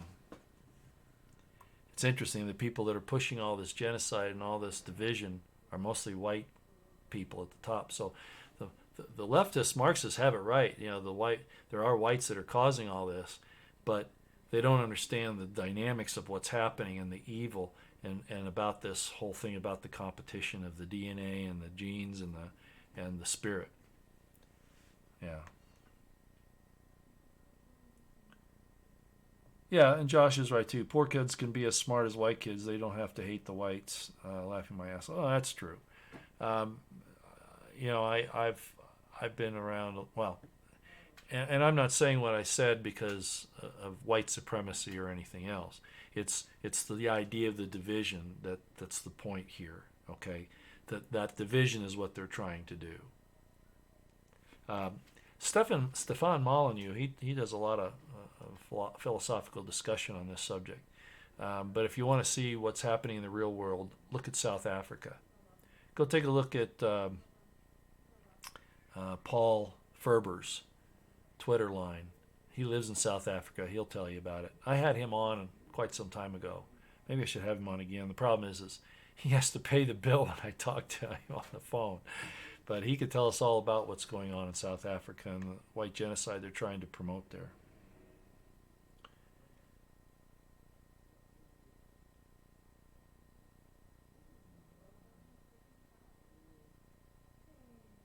Edelson James, you don't talk about that. You keep that to yourself. He asks, Roy, what is your red line? The event that will cause you to put your boots on, grab your weapon, and go, go, go. Mine is they remove Trump unlawfully. Edelson James, you never do what you just did.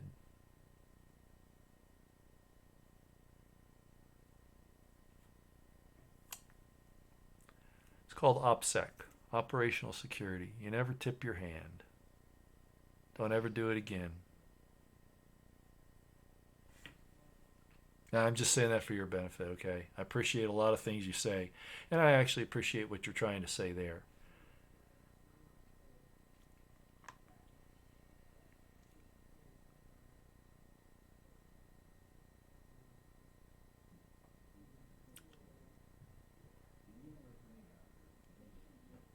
Okay. America needs to truly repent. I agree with that 100%.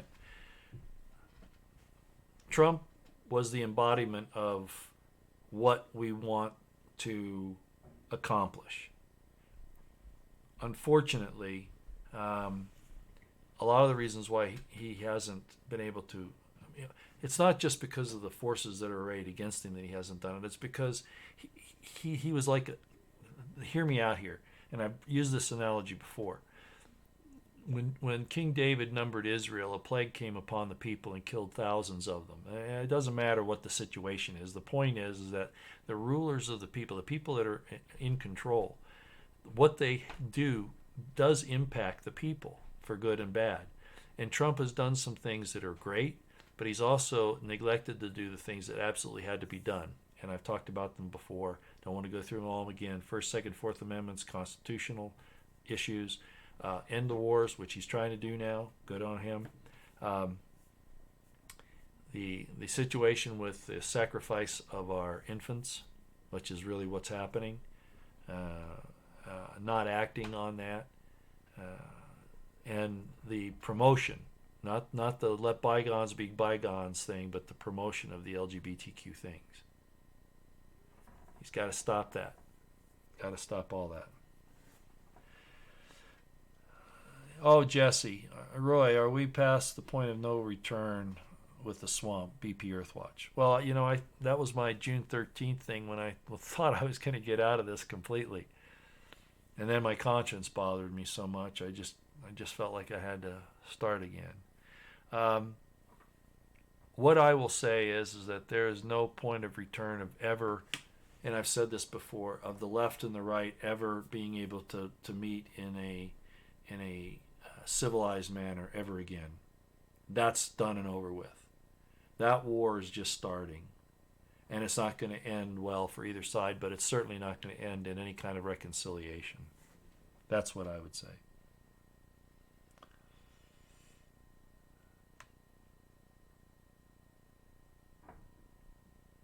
Brandy Monica, yes, shalom.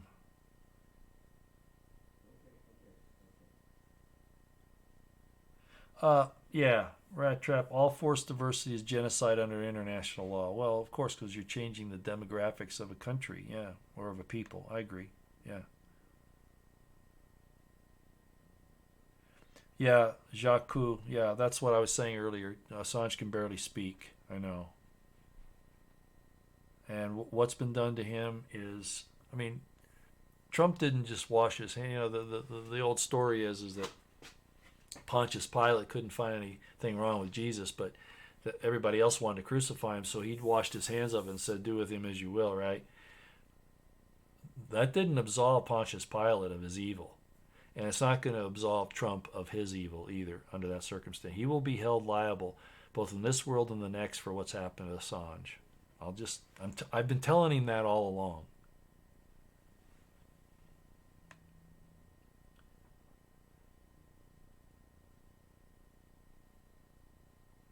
Yeah, Corey Everett. Yeah, I was talking about that. The DOJ review of Russia probe origins is now a criminal investigation. I talked about that at the beginning. The problem is they already had the Judicial Watch revealed all of that a long time ago, and that information's been. Somebody should still have been collared weeks, if not months ago. Somebody. Message should have been said that we're coming and we're coming for you.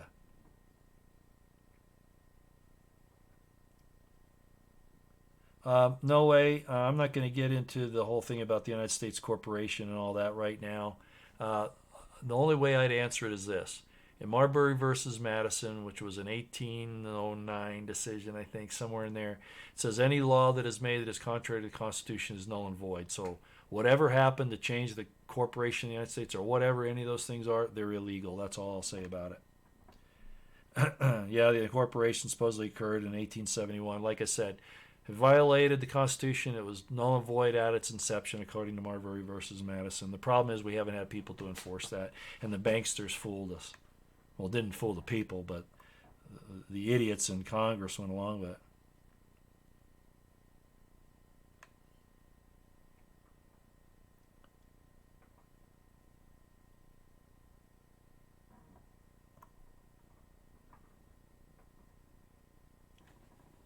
Oh, that's an interesting question. Camel Tube 9429. Is the possibility with suspension of habeas corpus, could they not just snatch and hold POTUS like any other person?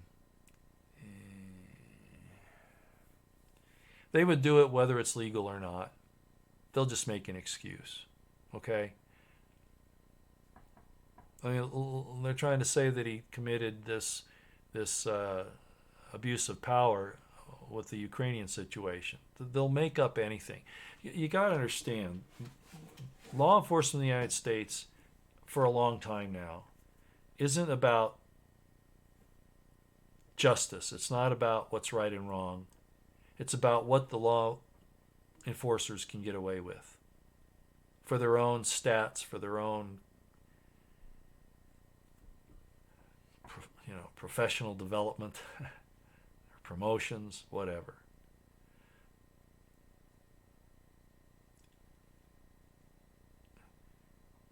All you got to do is look at what's happened to Trump and people like Roger Stone,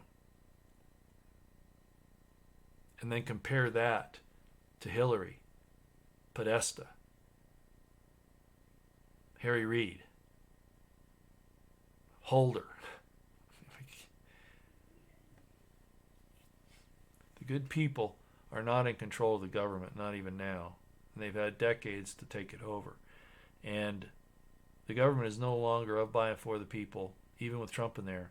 And it certainly isn't to provide us with a safe place to enjoy our life and liberty, pursuit of happiness. They want to take that all away.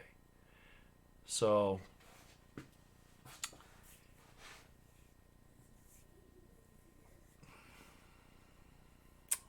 they could grab POTUS and they don't care. Okay, they could. And right now he's looking strong in some areas. He's really weak in others.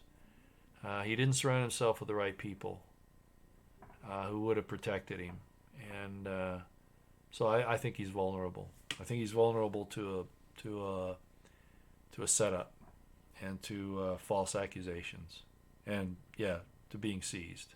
I think he is open to that. I don't like Kushner, Roosevelt. You know that. You know I don't like Kushner. I don't like Ivanka. I mean, as a couple, they're fine. Go do your thing. They should not be in the White House. I don't care. My Republican insider says, oh, but Kushner helped Trump get in office. He figured out all that stuff with the Silicon Valley people on how to get the information out of the campaign. I don't care. You know that. I don't trust Kushner at all. And I trust Ivanka even less. And I won't say why. Yeah, there was back a few months ago, actually it's quite a long time ago, I was going to have I'm not even going to talk about it. Okay.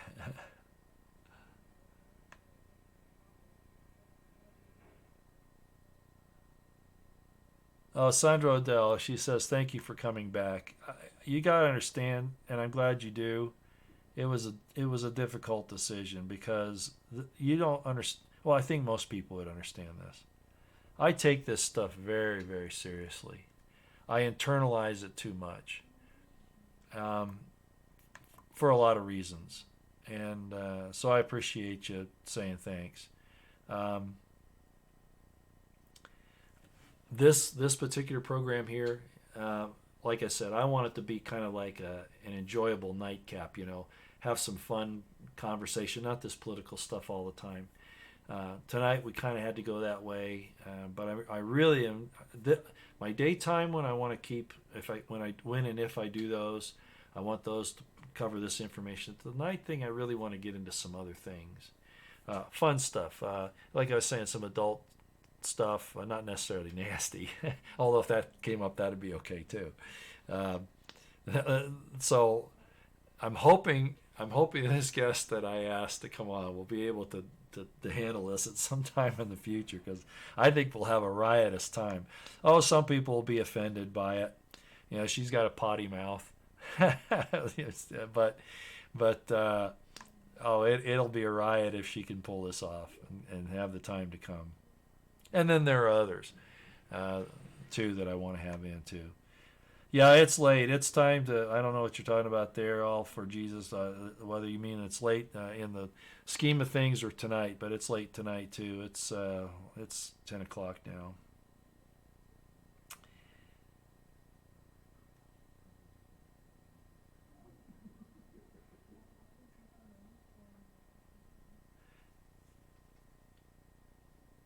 Kedrick Pittman is talking about the video with the guy at the gun at the Trump rally. Yeah, I have not actually seen that video. Okay, I'll see if I can remember to look at it. Yeah, no way, you're right. The terrorist provisions in the unconstitutional Patriot Act were always meant to be used against the domestic population at just the right time. You're absolutely right. They tried to do it at Bundy Ranch. Absolutely. Absolutely.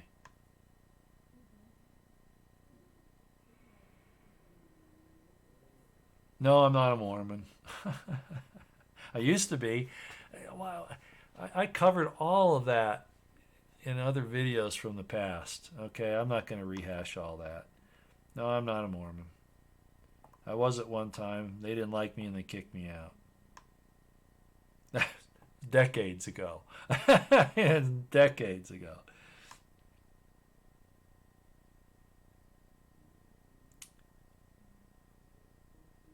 Yeah, I do know, again, T-Man, I do know that the investigation is going into criminal investigation. We've mentioned that several times.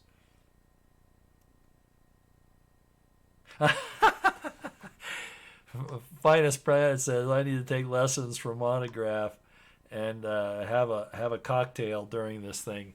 Well, like I said, I'm a little under the weather tonight, so yeah. Maybe there's a good possibility of that in the future. Okay, there's a good possibility of that. Yeah, Roosevelt, you're right. You're talking to Denise Richards. Like Roy, had to take a break from doing videos for a while. This really gets on you. I don't know how people like Lou Dobbs do it. You know, Sean Hannity, he's okay because he just repeats himself over and over and over and over and over. Bleach bit, bleach bit, bleach bit. You know, I don't think Sean Hannity, but Lou Dobbs, Dan Bongino, he does a great job. I'm going to throw Lee Stranahan in here. He does a great job, even though those two don't see eye to eye by any means. But doing this all the time, it really does get to you, especially when you know what the end results are if the people don't repent, if we don't turn this around. It really weighs on you.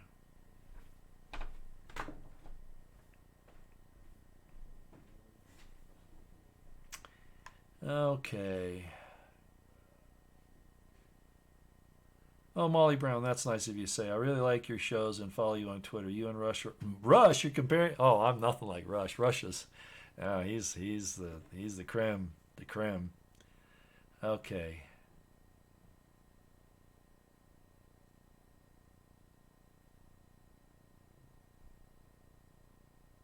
Okay. We could keep going, but it's, I like to keep them to about an hour and a half, 2 hours tops, and we're going on an hour and 40 minutes. I just want to tell you of my appreciation for you all coming tonight. I wanted this to be a little more high energy. And like I say, I'm really interested in doing some other formats as far as what we cover at this late night thing, and I know you hear me keep talking about that, but that's really where I want to go with this. So I'm going to try to think of some ways to do that. But I want the interaction. It'll always involve the chat, regardless of what I do, because this is the time that we can do that. I'll always involve the chat, and if I get the technical ability to do it, to take phone calls, and I could just use my phone, but that's really, and there are problems. Sorry about that loud noise when I dropped it. Oh yeah, Amazing Polly, Dawn Pez. Almost forgot to check. I know about Amazing Polly. I follow her on Twitter. I think I'm subscribed to her on YouTube. Yeah, I do.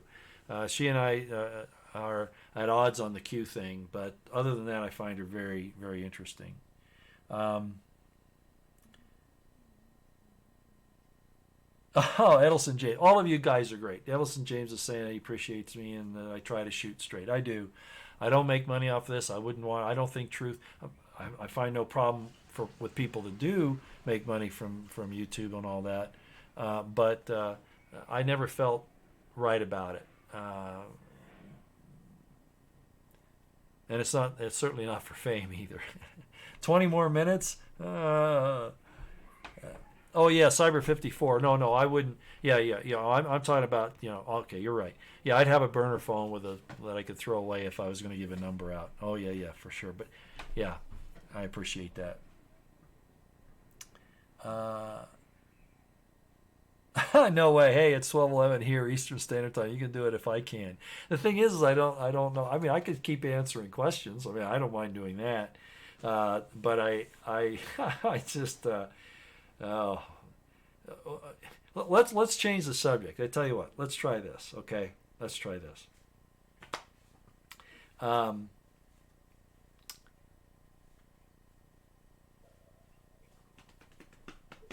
Maybe what we could do is maybe, if you like, we could talk about some personalities. Because I don't normally get into personalities very much.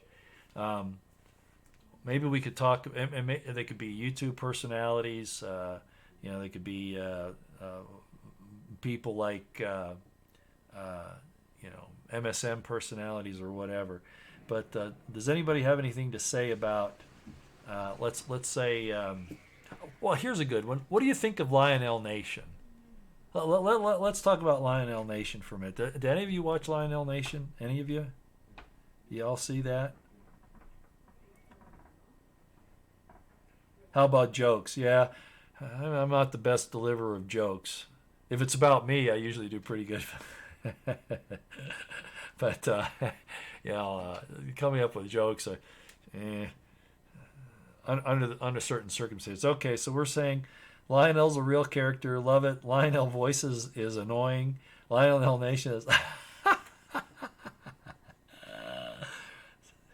Oh, that's funny. BP Earthwatch says teach more from the Hebrew. Well, that's because you understand that too, Jesse. Yeah, we can get into some good discussions on that. But Lionel Nation. Lionel's a character. I really like him and Mrs. L. I really do. I listen to his presentations, and a lot of people say here he talks too much. He rambles and was bashing Diamond and Silk. I didn't know that. I didn't know he was bashing anybody. And I understand that.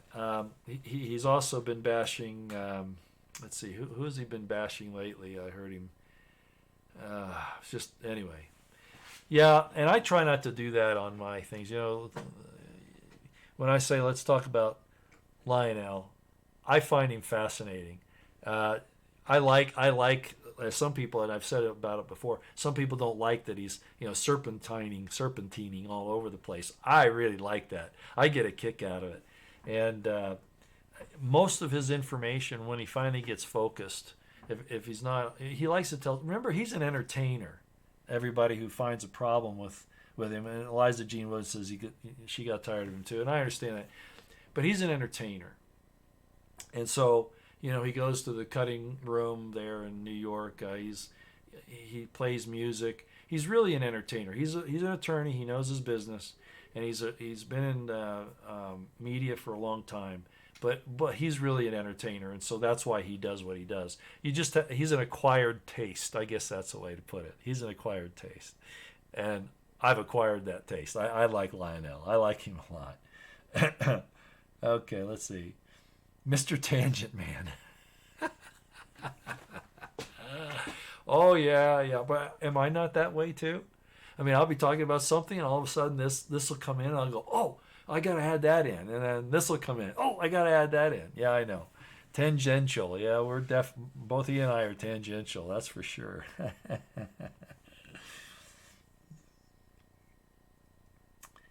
uh, yeah. He's waned on his support for Q lately.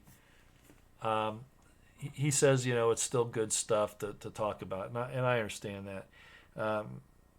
I think he realizes he needed to back off of it. But yeah, going to the White House and not asking Trump about it, major mistake. I agree.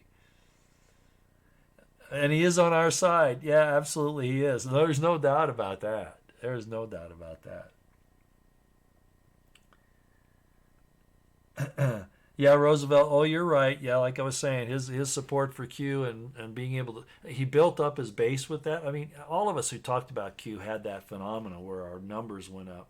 Mine dropped dramatically after I dropped Q, but I didn't mind because I'm not in it for that. But yeah, Lionel. Yeah, he did. He was like a lot of others, but he's backed off now. He has his base. I could talk about some other people too, Roosevelt. You know what I'm talking about. But you know. Yeah, I think he pushed it too far and he used it to his advantage, but I forgive him.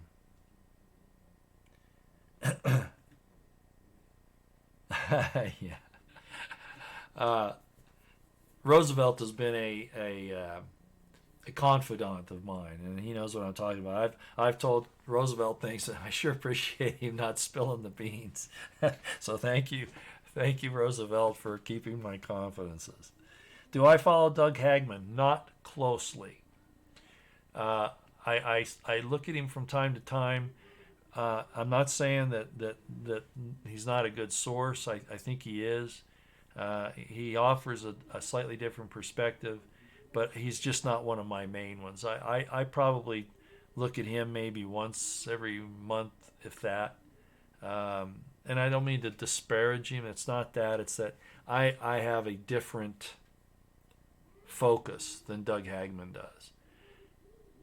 And I'll just leave it at that. Okay.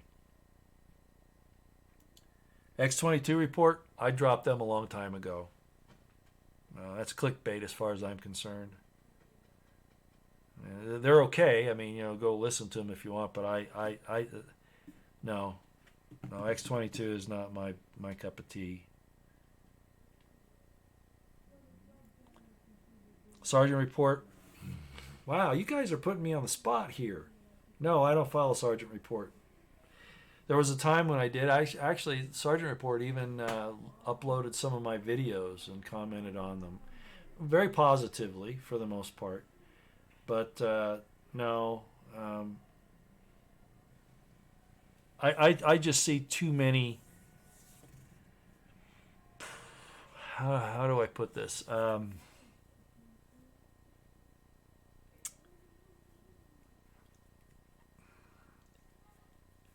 I think things aren't down to earth enough with those guys. That's all I'll say. I'm not saying they're bad. I'm just saying, gotta go. Yeah, Liza Jean, thank you so much. I just have other ways of approaching information and finding information. They served their purpose for me earlier on. I appreciated their help. Like I said, Sergeant Report put up a couple of my videos, but it's kind of like Hannity. Bleach bit, bleach bit, bleach bit, bleach bit, tick tock, tick tock, tick tock. So I can only handle so much of that. So I need more substantial information. Okay, They've got a lot of good stuff. Alex Jones, Alex Jones, they'll say, well, why do you follow Alex Jones? Common Sense Show, yeah, I like him. I don't follow him closely, Dave Hodges, but yes, I do know about him, and I have listened to a lot of his things. But again, sometimes I see these giant leaps, like the Marines landing at Langley CIA. Never happened. Okay, and there are a lot of people that were pushing stuff like that. I don't go with those things. So at any rate. I don't want to. Yeah, you're bringing up Kevin Schiff. As a matter of fact, they took down his YouTube channel. Right, he's looking to start up again because they took him down. All these people have good things and bad things. I do. I know. I do. Patriot Nurse, outstanding. Sandra Odell. Patriot Nurse is probably one of the very, very best. I've tried to contact her several times, but it's impossible the way they've got their system set up there. You can't make contact with them. I think they're in Tennessee. I could have somebody on the inside track it down, but I'm not going to use those resources for that. If those people want to be, left alone, other than to give out their information, I'm going to respect that. I could find them if I really wanted to. She lost her husband, I think it's been about 3 or 4 years ago now, maybe longer. So we have a couple of things in common. She's very, I think she's Jewish, and I understand that. I'm not Jewish, but I understand that. It's been my lifelong study, Israelite history and all of that. And True News, yeah, Roosevelt, yeah, True News is good. Patriot Nurse is, she's very flamboyant, and you can't get bored watching her. If you think you're going to just lay back and just kind of absorb what she's saying, you can't do that. You got to get right up because she's so animated. She's always moving, and yeah, I like her a lot, and we have a lot in common. So it's too bad we can't be friends. I would very much like that. And again, I don't want to disparage anybody. All these people that are out there trying to give information. I see people here. How about Roy Potter? I'm not sure what that is. Anybody who's out there trying to give information, trying to figure things out, I'll give them credence for it. I'll give them credit. I appreciate the fact that they're not remaining silent, because silence is agreement. So even if they're wrong half the time, if they're out there trying, that's all that matters. And it's still up to us to figure out the information and to discern it and to look it up ourselves and to kind of put it together. So I don't really have a problem with any of them. It's just that I don't watch them for the reasons I've already said. Now, Alex, why do I watch him? Because he has verifiable contacts with people in critical positions. That's why. Now, I don't listen to his whole show. As I've told you before, Alex drives me crazy. He's tried to build too big of an organization where now it's, one continual run-on commercial. I mean, I timed it one day. It was like 10 minutes worth of reasonable information, and the rest of it was plugging, commercials, breaks. I mean, I don't need that. I can go to Dan Bongino and get more information in an hour than I can get from Alex Jones in 3. David Knight's great. Rob Dew's great. Owen Schroyer, even though he's kind of a mini Alex Jones, he's great. And Alex is he's good too, but you just have to understand what you're getting there. And again, people say, well, he's not right all the time. And my retort to that will be, well, who is? Again, you gather the information from where you can, and you process it. And so, yes, he is somebody I do. Yeah, I know.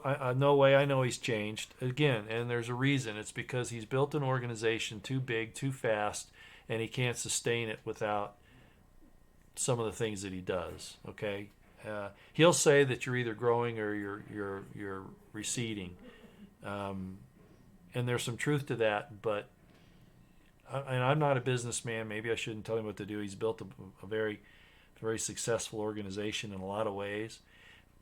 But unfortunately, the message is now in second place compared to him having to sell his products in order to stay alive, and that's a bad situation as far as I'm concerned.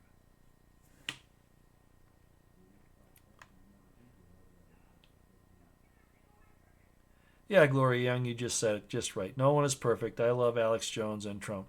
Alex Jones put everything on the line. He did. Most of us are where we are today because Alex was there to put us on the right track. And you got to give him credit for that.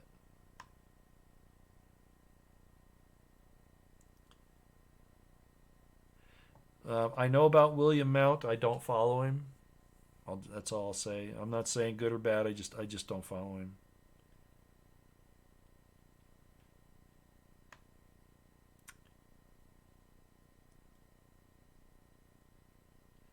Joe Imbriano Fullerton and Former is amazing. I have seen that a few times. It's not one of the ones I follow a lot.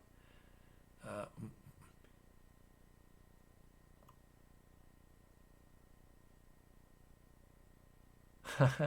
Freckles. Hi, Daddy. I like your sweater. Okay.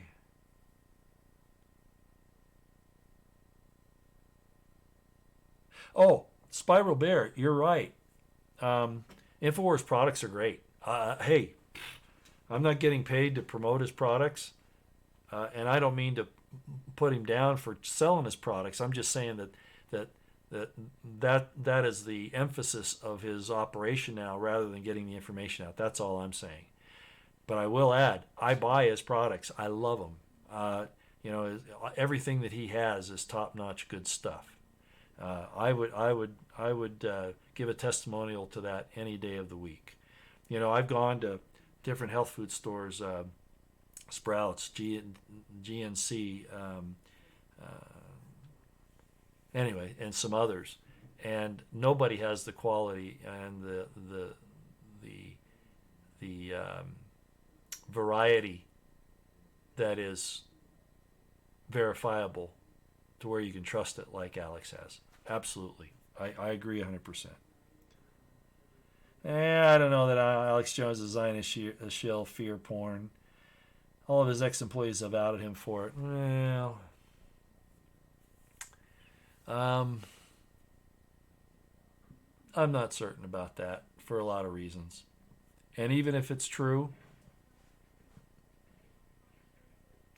you still take. I mean, what about CNN being a shield for the CIA,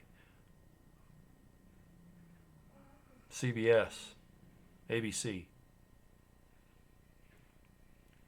Fox? But you still go and get information there. Okay, so I don't care. I'll just say I don't care if he's a Zionist shill. I want his information, and then I'm gonna check it against other things like I do everything else. Alex put his life, his family, and his fortune on the line, and nobody's there helping him right now.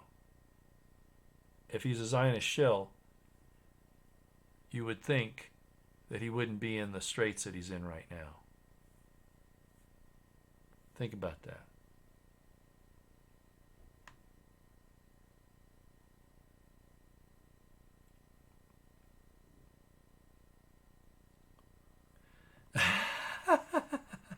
Spiral Bear says, there are too many people listening to washed up comedians. That's funny.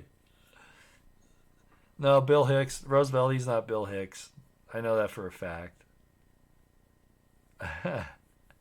but I do like Monograph calling InfoWars Info Snacks. If anybody could prove whether or not Alex Jones is Bill Hicks or not, it would be Monograph and Agent 19. And I know you have it in there. Maybe you ought to ask him to look into it. But that's going to be different. There's no way Bill Hicks and Alex Jones are the same guy. There's no way. Alex Jones isn't that funny. I'm sorry, he just isn't. Alex Jones is not funny most of the time. He's outrageous, but he's not funny. I'm sorry, he isn't. Yeah, well, if you're porn, the problem with listening to ex-wives is that they'll say anything to hurt you. And if you haven't had that experience yet, it's time you do. Okay? That's all I'll say about it. That's all I'll say about it. I hear an ex-wife talk and I'm looking for a polygraph to put on her. That's how that is. I'll go ahead and tell you. Yeah, Mike Adams is top quality. Yeah, I agree. And he's put down a lot. Oh, I've heard people say horrible things about Mike. Yeah. Thanks, Constance. I know it's getting late now. You're right. Out here too. Look, yeah, I was going to have a program where I was going to have these two women come on, who are very much, they like to be around men for their friends, not because of a boyfriend type stuff, but just because they say women are so catty they can't handle them. And so we were gonna have this show with these two women, and they were gonna. The one is out now. She's moved away, but I might have the other one on. Some of you might even know her from Twitter, but it would be. No, I'm not going on a date, not tonight. But my wife who died in 2008, she said I much prefer being around men than women for the same reason. So, like I said, you hear an ex-wife, and you better have your discernment on, and you better use a polygraph and take it with a grain of salt. Yes, bring a woman on the show, Roy. I'll be honest with you, Roosevelt. That's who I'm trying to get. And this lady, she's. There are two ladies I'll probably have on the show here if I can get it worked out. One is this one that was going to do the thing about the women and how difficult it is with them. What's going on in the world today between men and women and that stuff. And the other one is just a very interesting lady that is just a riot. And so, yeah, I'm going to try to get them on, and we'll see. And some other people, too. I kind of want this to be a lighthearted show. I really am going towards that. I really want to do that. Are they single, Roy? Why would I have them on the show if they're married? What good is that for me? Of course they're single. Oh, jeez.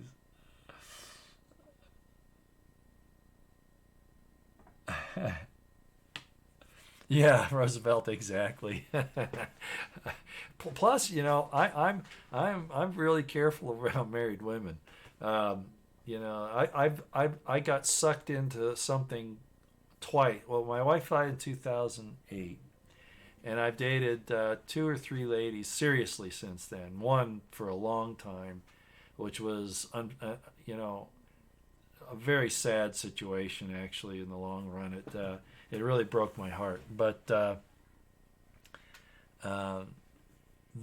couple of them were married and they didn't tell me, or they made it sound like it was something other than what it was. Let me put it that way.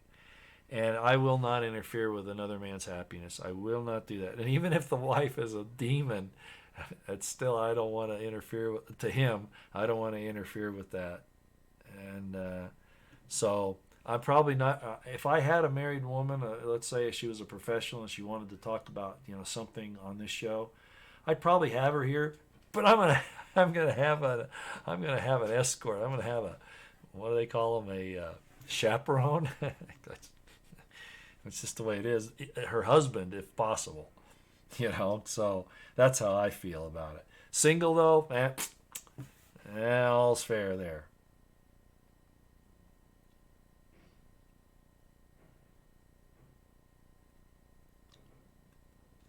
Robin Laidlaw, she says she dropped Mike Adams when he gave thoughts on what should happen to every American who doesn't support or back Trump's FEMA national disaster at the borders. You're always going to have one thing that somebody has that you're not going to agree with. I mean, everybody who's been with me for any length of time here knows that there are things about me that if you find out about, you go, I can't handle that guy. Look at his background. I've been upfront about it. I'm not going to waste time talking about it here. But the fact of the matter is, we all have things. I mean, if you go through life and you don't disagree with somebody, or you live a pristine life with no mistakes, you're definitely an exception. Okay, and maybe we should have you on the show. Let's put that. Okay.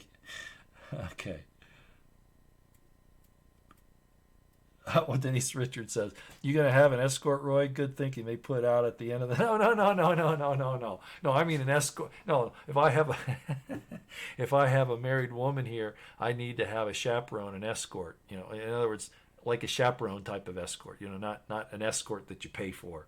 No, preferably your husband here. Okay, so that there's no question about what happened. Do you understand what I'm saying? I've never bought a prostitute. I never ever have. Well, some people say marriage is prostitution, but you know what I mean, right? Okay, I've never done that. Married women have herpes.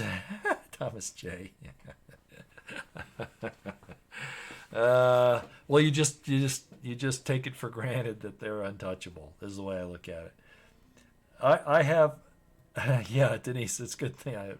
I can't give you any really down to earth, any real information. I can't expose to these people, but I have friends that have had extramarital affairs, and oh my gosh, people think that the way I did it was so bad. And most of you that have been with me a long time know what I'm talking about. Those who are new, just go Google me and you'll go, oh my gosh, I've been listening to this guy why did I do that? This guy's a pervert. This guy, but it's not. And I'm not going to get into it, but people who've had real extramarital affairs, you can't believe the crap they go through. It is. I thought I had a hard time. Oh, these poor people, these poor guys. Oh, man. Their whole lives are turned upside down. Yeah. Jean Lloyd Bradbury. You don't pay women to have sex, you pay them to go away afterwards. That's really what it is, isn't it? Oh, I could tell you. I've been told. It's biblical. Yeah. By the way, it's not a sin. Spiral Bear, did you know prostitution is not a sin? It's not one of the 10 Commandments. Adultery is not sex. You know that, right? Adultery is not. Adultery is interfering with somebody else's marriage contract. That's what adultery is. Then there's fornication. A lot of people think that's sex outside of marriage. That's not what it means. It can mean that, but that's not what it really means. I don't want to get into what it actually means tonight. But at any rate, so... yeah, I forgot where I was, but man, I tell you what. Oh, paying for it. Yeah, a lot of people tell me, Roy, that's what you do. You go use a prostitute, and then you pay her to go away, and you don't have the problem. My problem is that I can't. Let's just put it to you this way: my heart and my other part are united. I can't separate them. So I wouldn't be able to just go out and pay for it. I couldn't even do a one-night stand. I'm not like that. Not like that. Biblically, BP Earthwatch wanted me to talk about Hebrew, and then we just had Spiral Bear. Yeah, let's chat about Field McConnell. That's Spiral Bear talking about that again. As I've often explained, my understanding of marriage is not traditional Christian understanding of it. It's more Hebraic. It's more Israelite. So people say, oh, you're Jewish. No, I'm not Jewish. The fact of the matter is that it is biblical to have concubines, and concubinage can be for a specific length of time. It can be for one night, and it's not considered prostitution based upon the way the contract is written or agreed to, or it can be for a lifetime. But most people don't understand those things. God is not as prudish as most Christians think he is. And yes, I'm saying God is not as prudish as most people think he is. We'll talk about it sometime. Yeah. Dennis Richards. Oh, I called you Denise. I'm sorry. I knew it Denise Richards. That's why I mistaked it. Dennis Richards. Yeah. You don't. Let's just say that a man has to know his limitations. That's a famous quote from Dirty Harry, right? A man's got to know his limitations. Boy, isn't that the truth? You know, it's sort of like going to dinner. You know, and your eyes are bigger than your stomach. In personal and sexual relationships, that holds true as well. Your eyes are bigger than your stomach, and you get yourself in a lot of trouble. Even when you have the best of intentions, it's tough. I could tell you some other things about that, but I won't. Fomenting discord. I don't have the psychological or financial stability for two. Well, some of us who have these grand illusions of ourselves, sometimes we think we can, but you find out that that's really not true. That's for a fact. Spiral Bear, that's a great analogy, sir. Yeah. I just, you and I have talked for a long time, Spiral Bear. You know how I am. Okay. Whoa. What was that? Religion in Latin means bind, control. Yeah. Religion means regulation. Yeah, the basics and I took Latin. As a matter of fact, I took Latin, Hebrew, a little bit of Greek, and well, that's basically it. Spanish. I was sent on a military mission in Central and South America, and I didn't know a lick of Spanish. I had to self-teach myself Spanish, and so, but I haven't spoken that in a long time either. But I can understand it most of the time. But yeah, Latin. Yeah, religion means basically regulation, regulate you, control you. Yeah, you're absolutely right, Joe Stevens. That's right. Edelson James says, I like your talk on religion. You help explain things well, and it gives me reason to study more. Well, thank you. And that's really the purpose of it. And, of course, if we all knew the absolute truth, we wouldn't have to keep studying. There's a philosophy that well, anyway, yeah. So, I'm not always exactly right on things. Of course not. But I do have a good understanding of ancient times, scripture, history, and all of that. I even got the accolades of Dr. Robert Eisenman, who's one of the world's foremost Dead Sea Scrolls scholars, and he actually was there when I was writing my book, and gave me a testimonial in there, a referral. So, at any rate,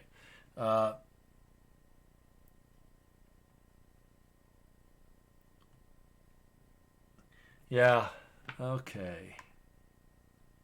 Oops, oh, this thing jumped. Sorry. Yeah.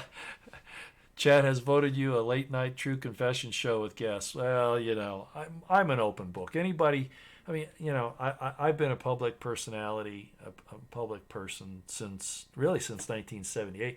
Actually, it started a lot earlier than that. I was about they thought I had leukemia. I was about 18 months old. And they thought I had leukemia.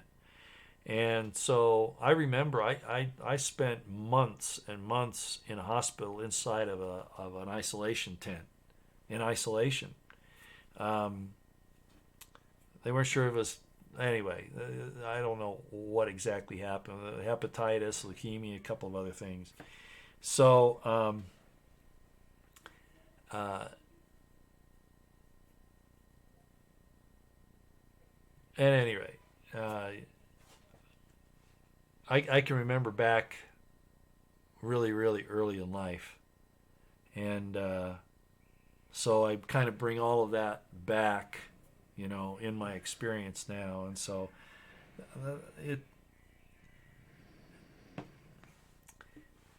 It's different. I I probably ought to get into it even more one of these days. Somebody's saying my son Jeremy has great videos. Yeah, he does, and he's what you see is what you get. Jeremy's exactly how he appears to be. He's very God oriented, very much so.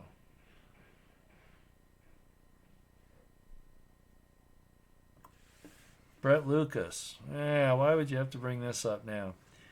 Do you believe the Bible teaches you are saved by grace or saved by works, your personal performance? Thank you. I'll just say it this way. You are saved after you've done all you can do. God doesn't want you to be an automaton. He even wants you to question whether he exists or not. But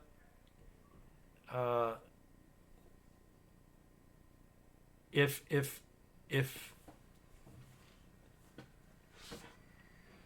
you're not expected to do, then why are we here? But the easiest way for me to answer that is to say, we are saved after all we can do. Okay? In other words, if you're hot, I would that you would be hot or cold, but if you were lukewarm, I will spew thee out of my mouth. I didn't say that. He said that.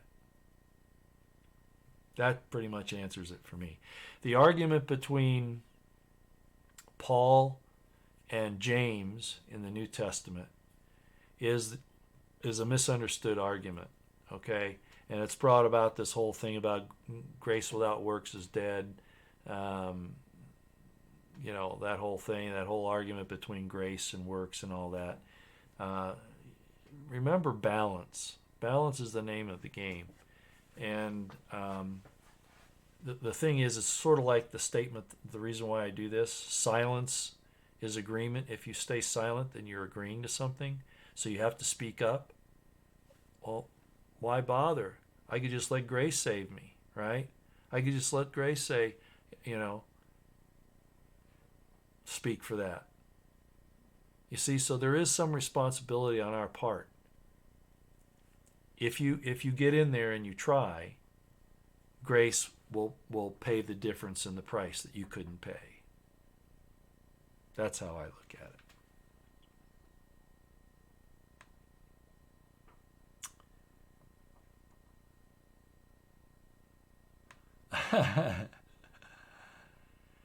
it. Molly Brown, do you think the deep state will make a violent move toward Trump? They have not. Yes, they are. They will. Absolutely 100%. If they can't take him out any other way, they will. That's why Trump has to act and act quickly. He has to go after them very quick. Yeah, it's saved by grace is a gift from God. It's a free gift. Yeah, that's true. But God still expects you to be in the game. Yeah, he does. Good night, love and light. And I lost my train of thought on something there from Spiral Bear. I apologize.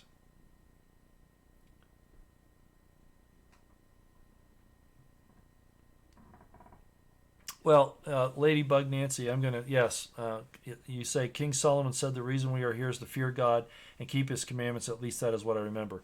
The actual word in Hebrew isn't fear. They use that because they're trying to scare you into submission.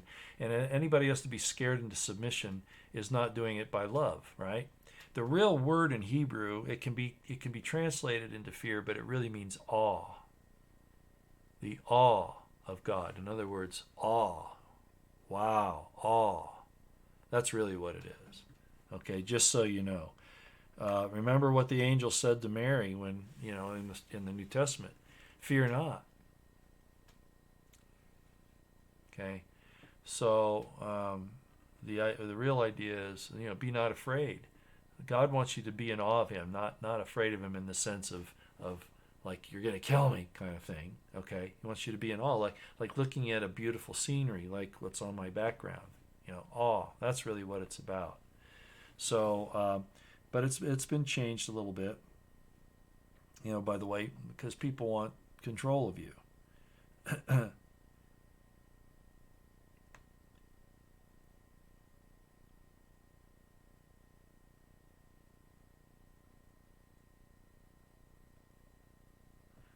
Yeah, let's see here. There was one other thing here I saw. Let me see if I can find it.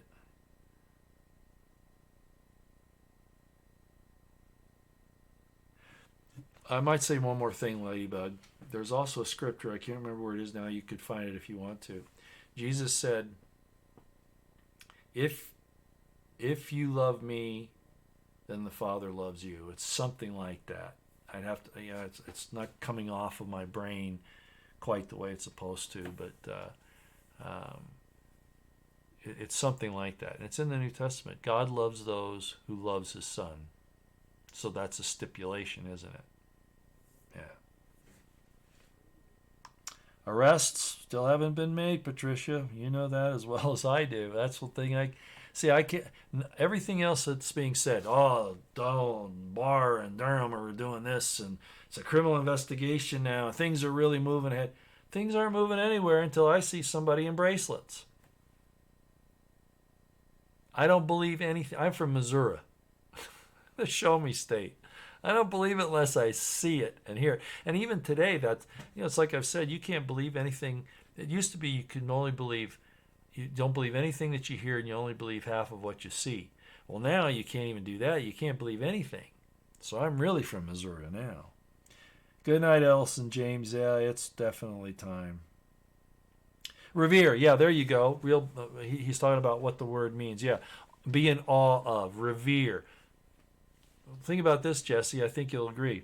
Honor thy father and thy mother. That's right up, right there in the Ten Commandments, right? Revere your father and your mother. Yeah, exactly. And God is our Father, right? He wants us to honor him, revere him, not couched in fear. I mean, the evil people are going to do that because, obviously. But yeah, thank you, Jesse. Absolutely.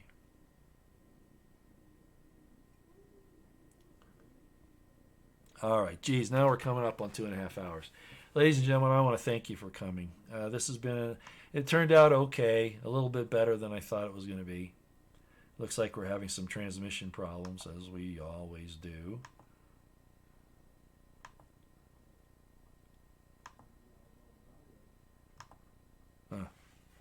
Well, looks like they cut us off. Not sure why.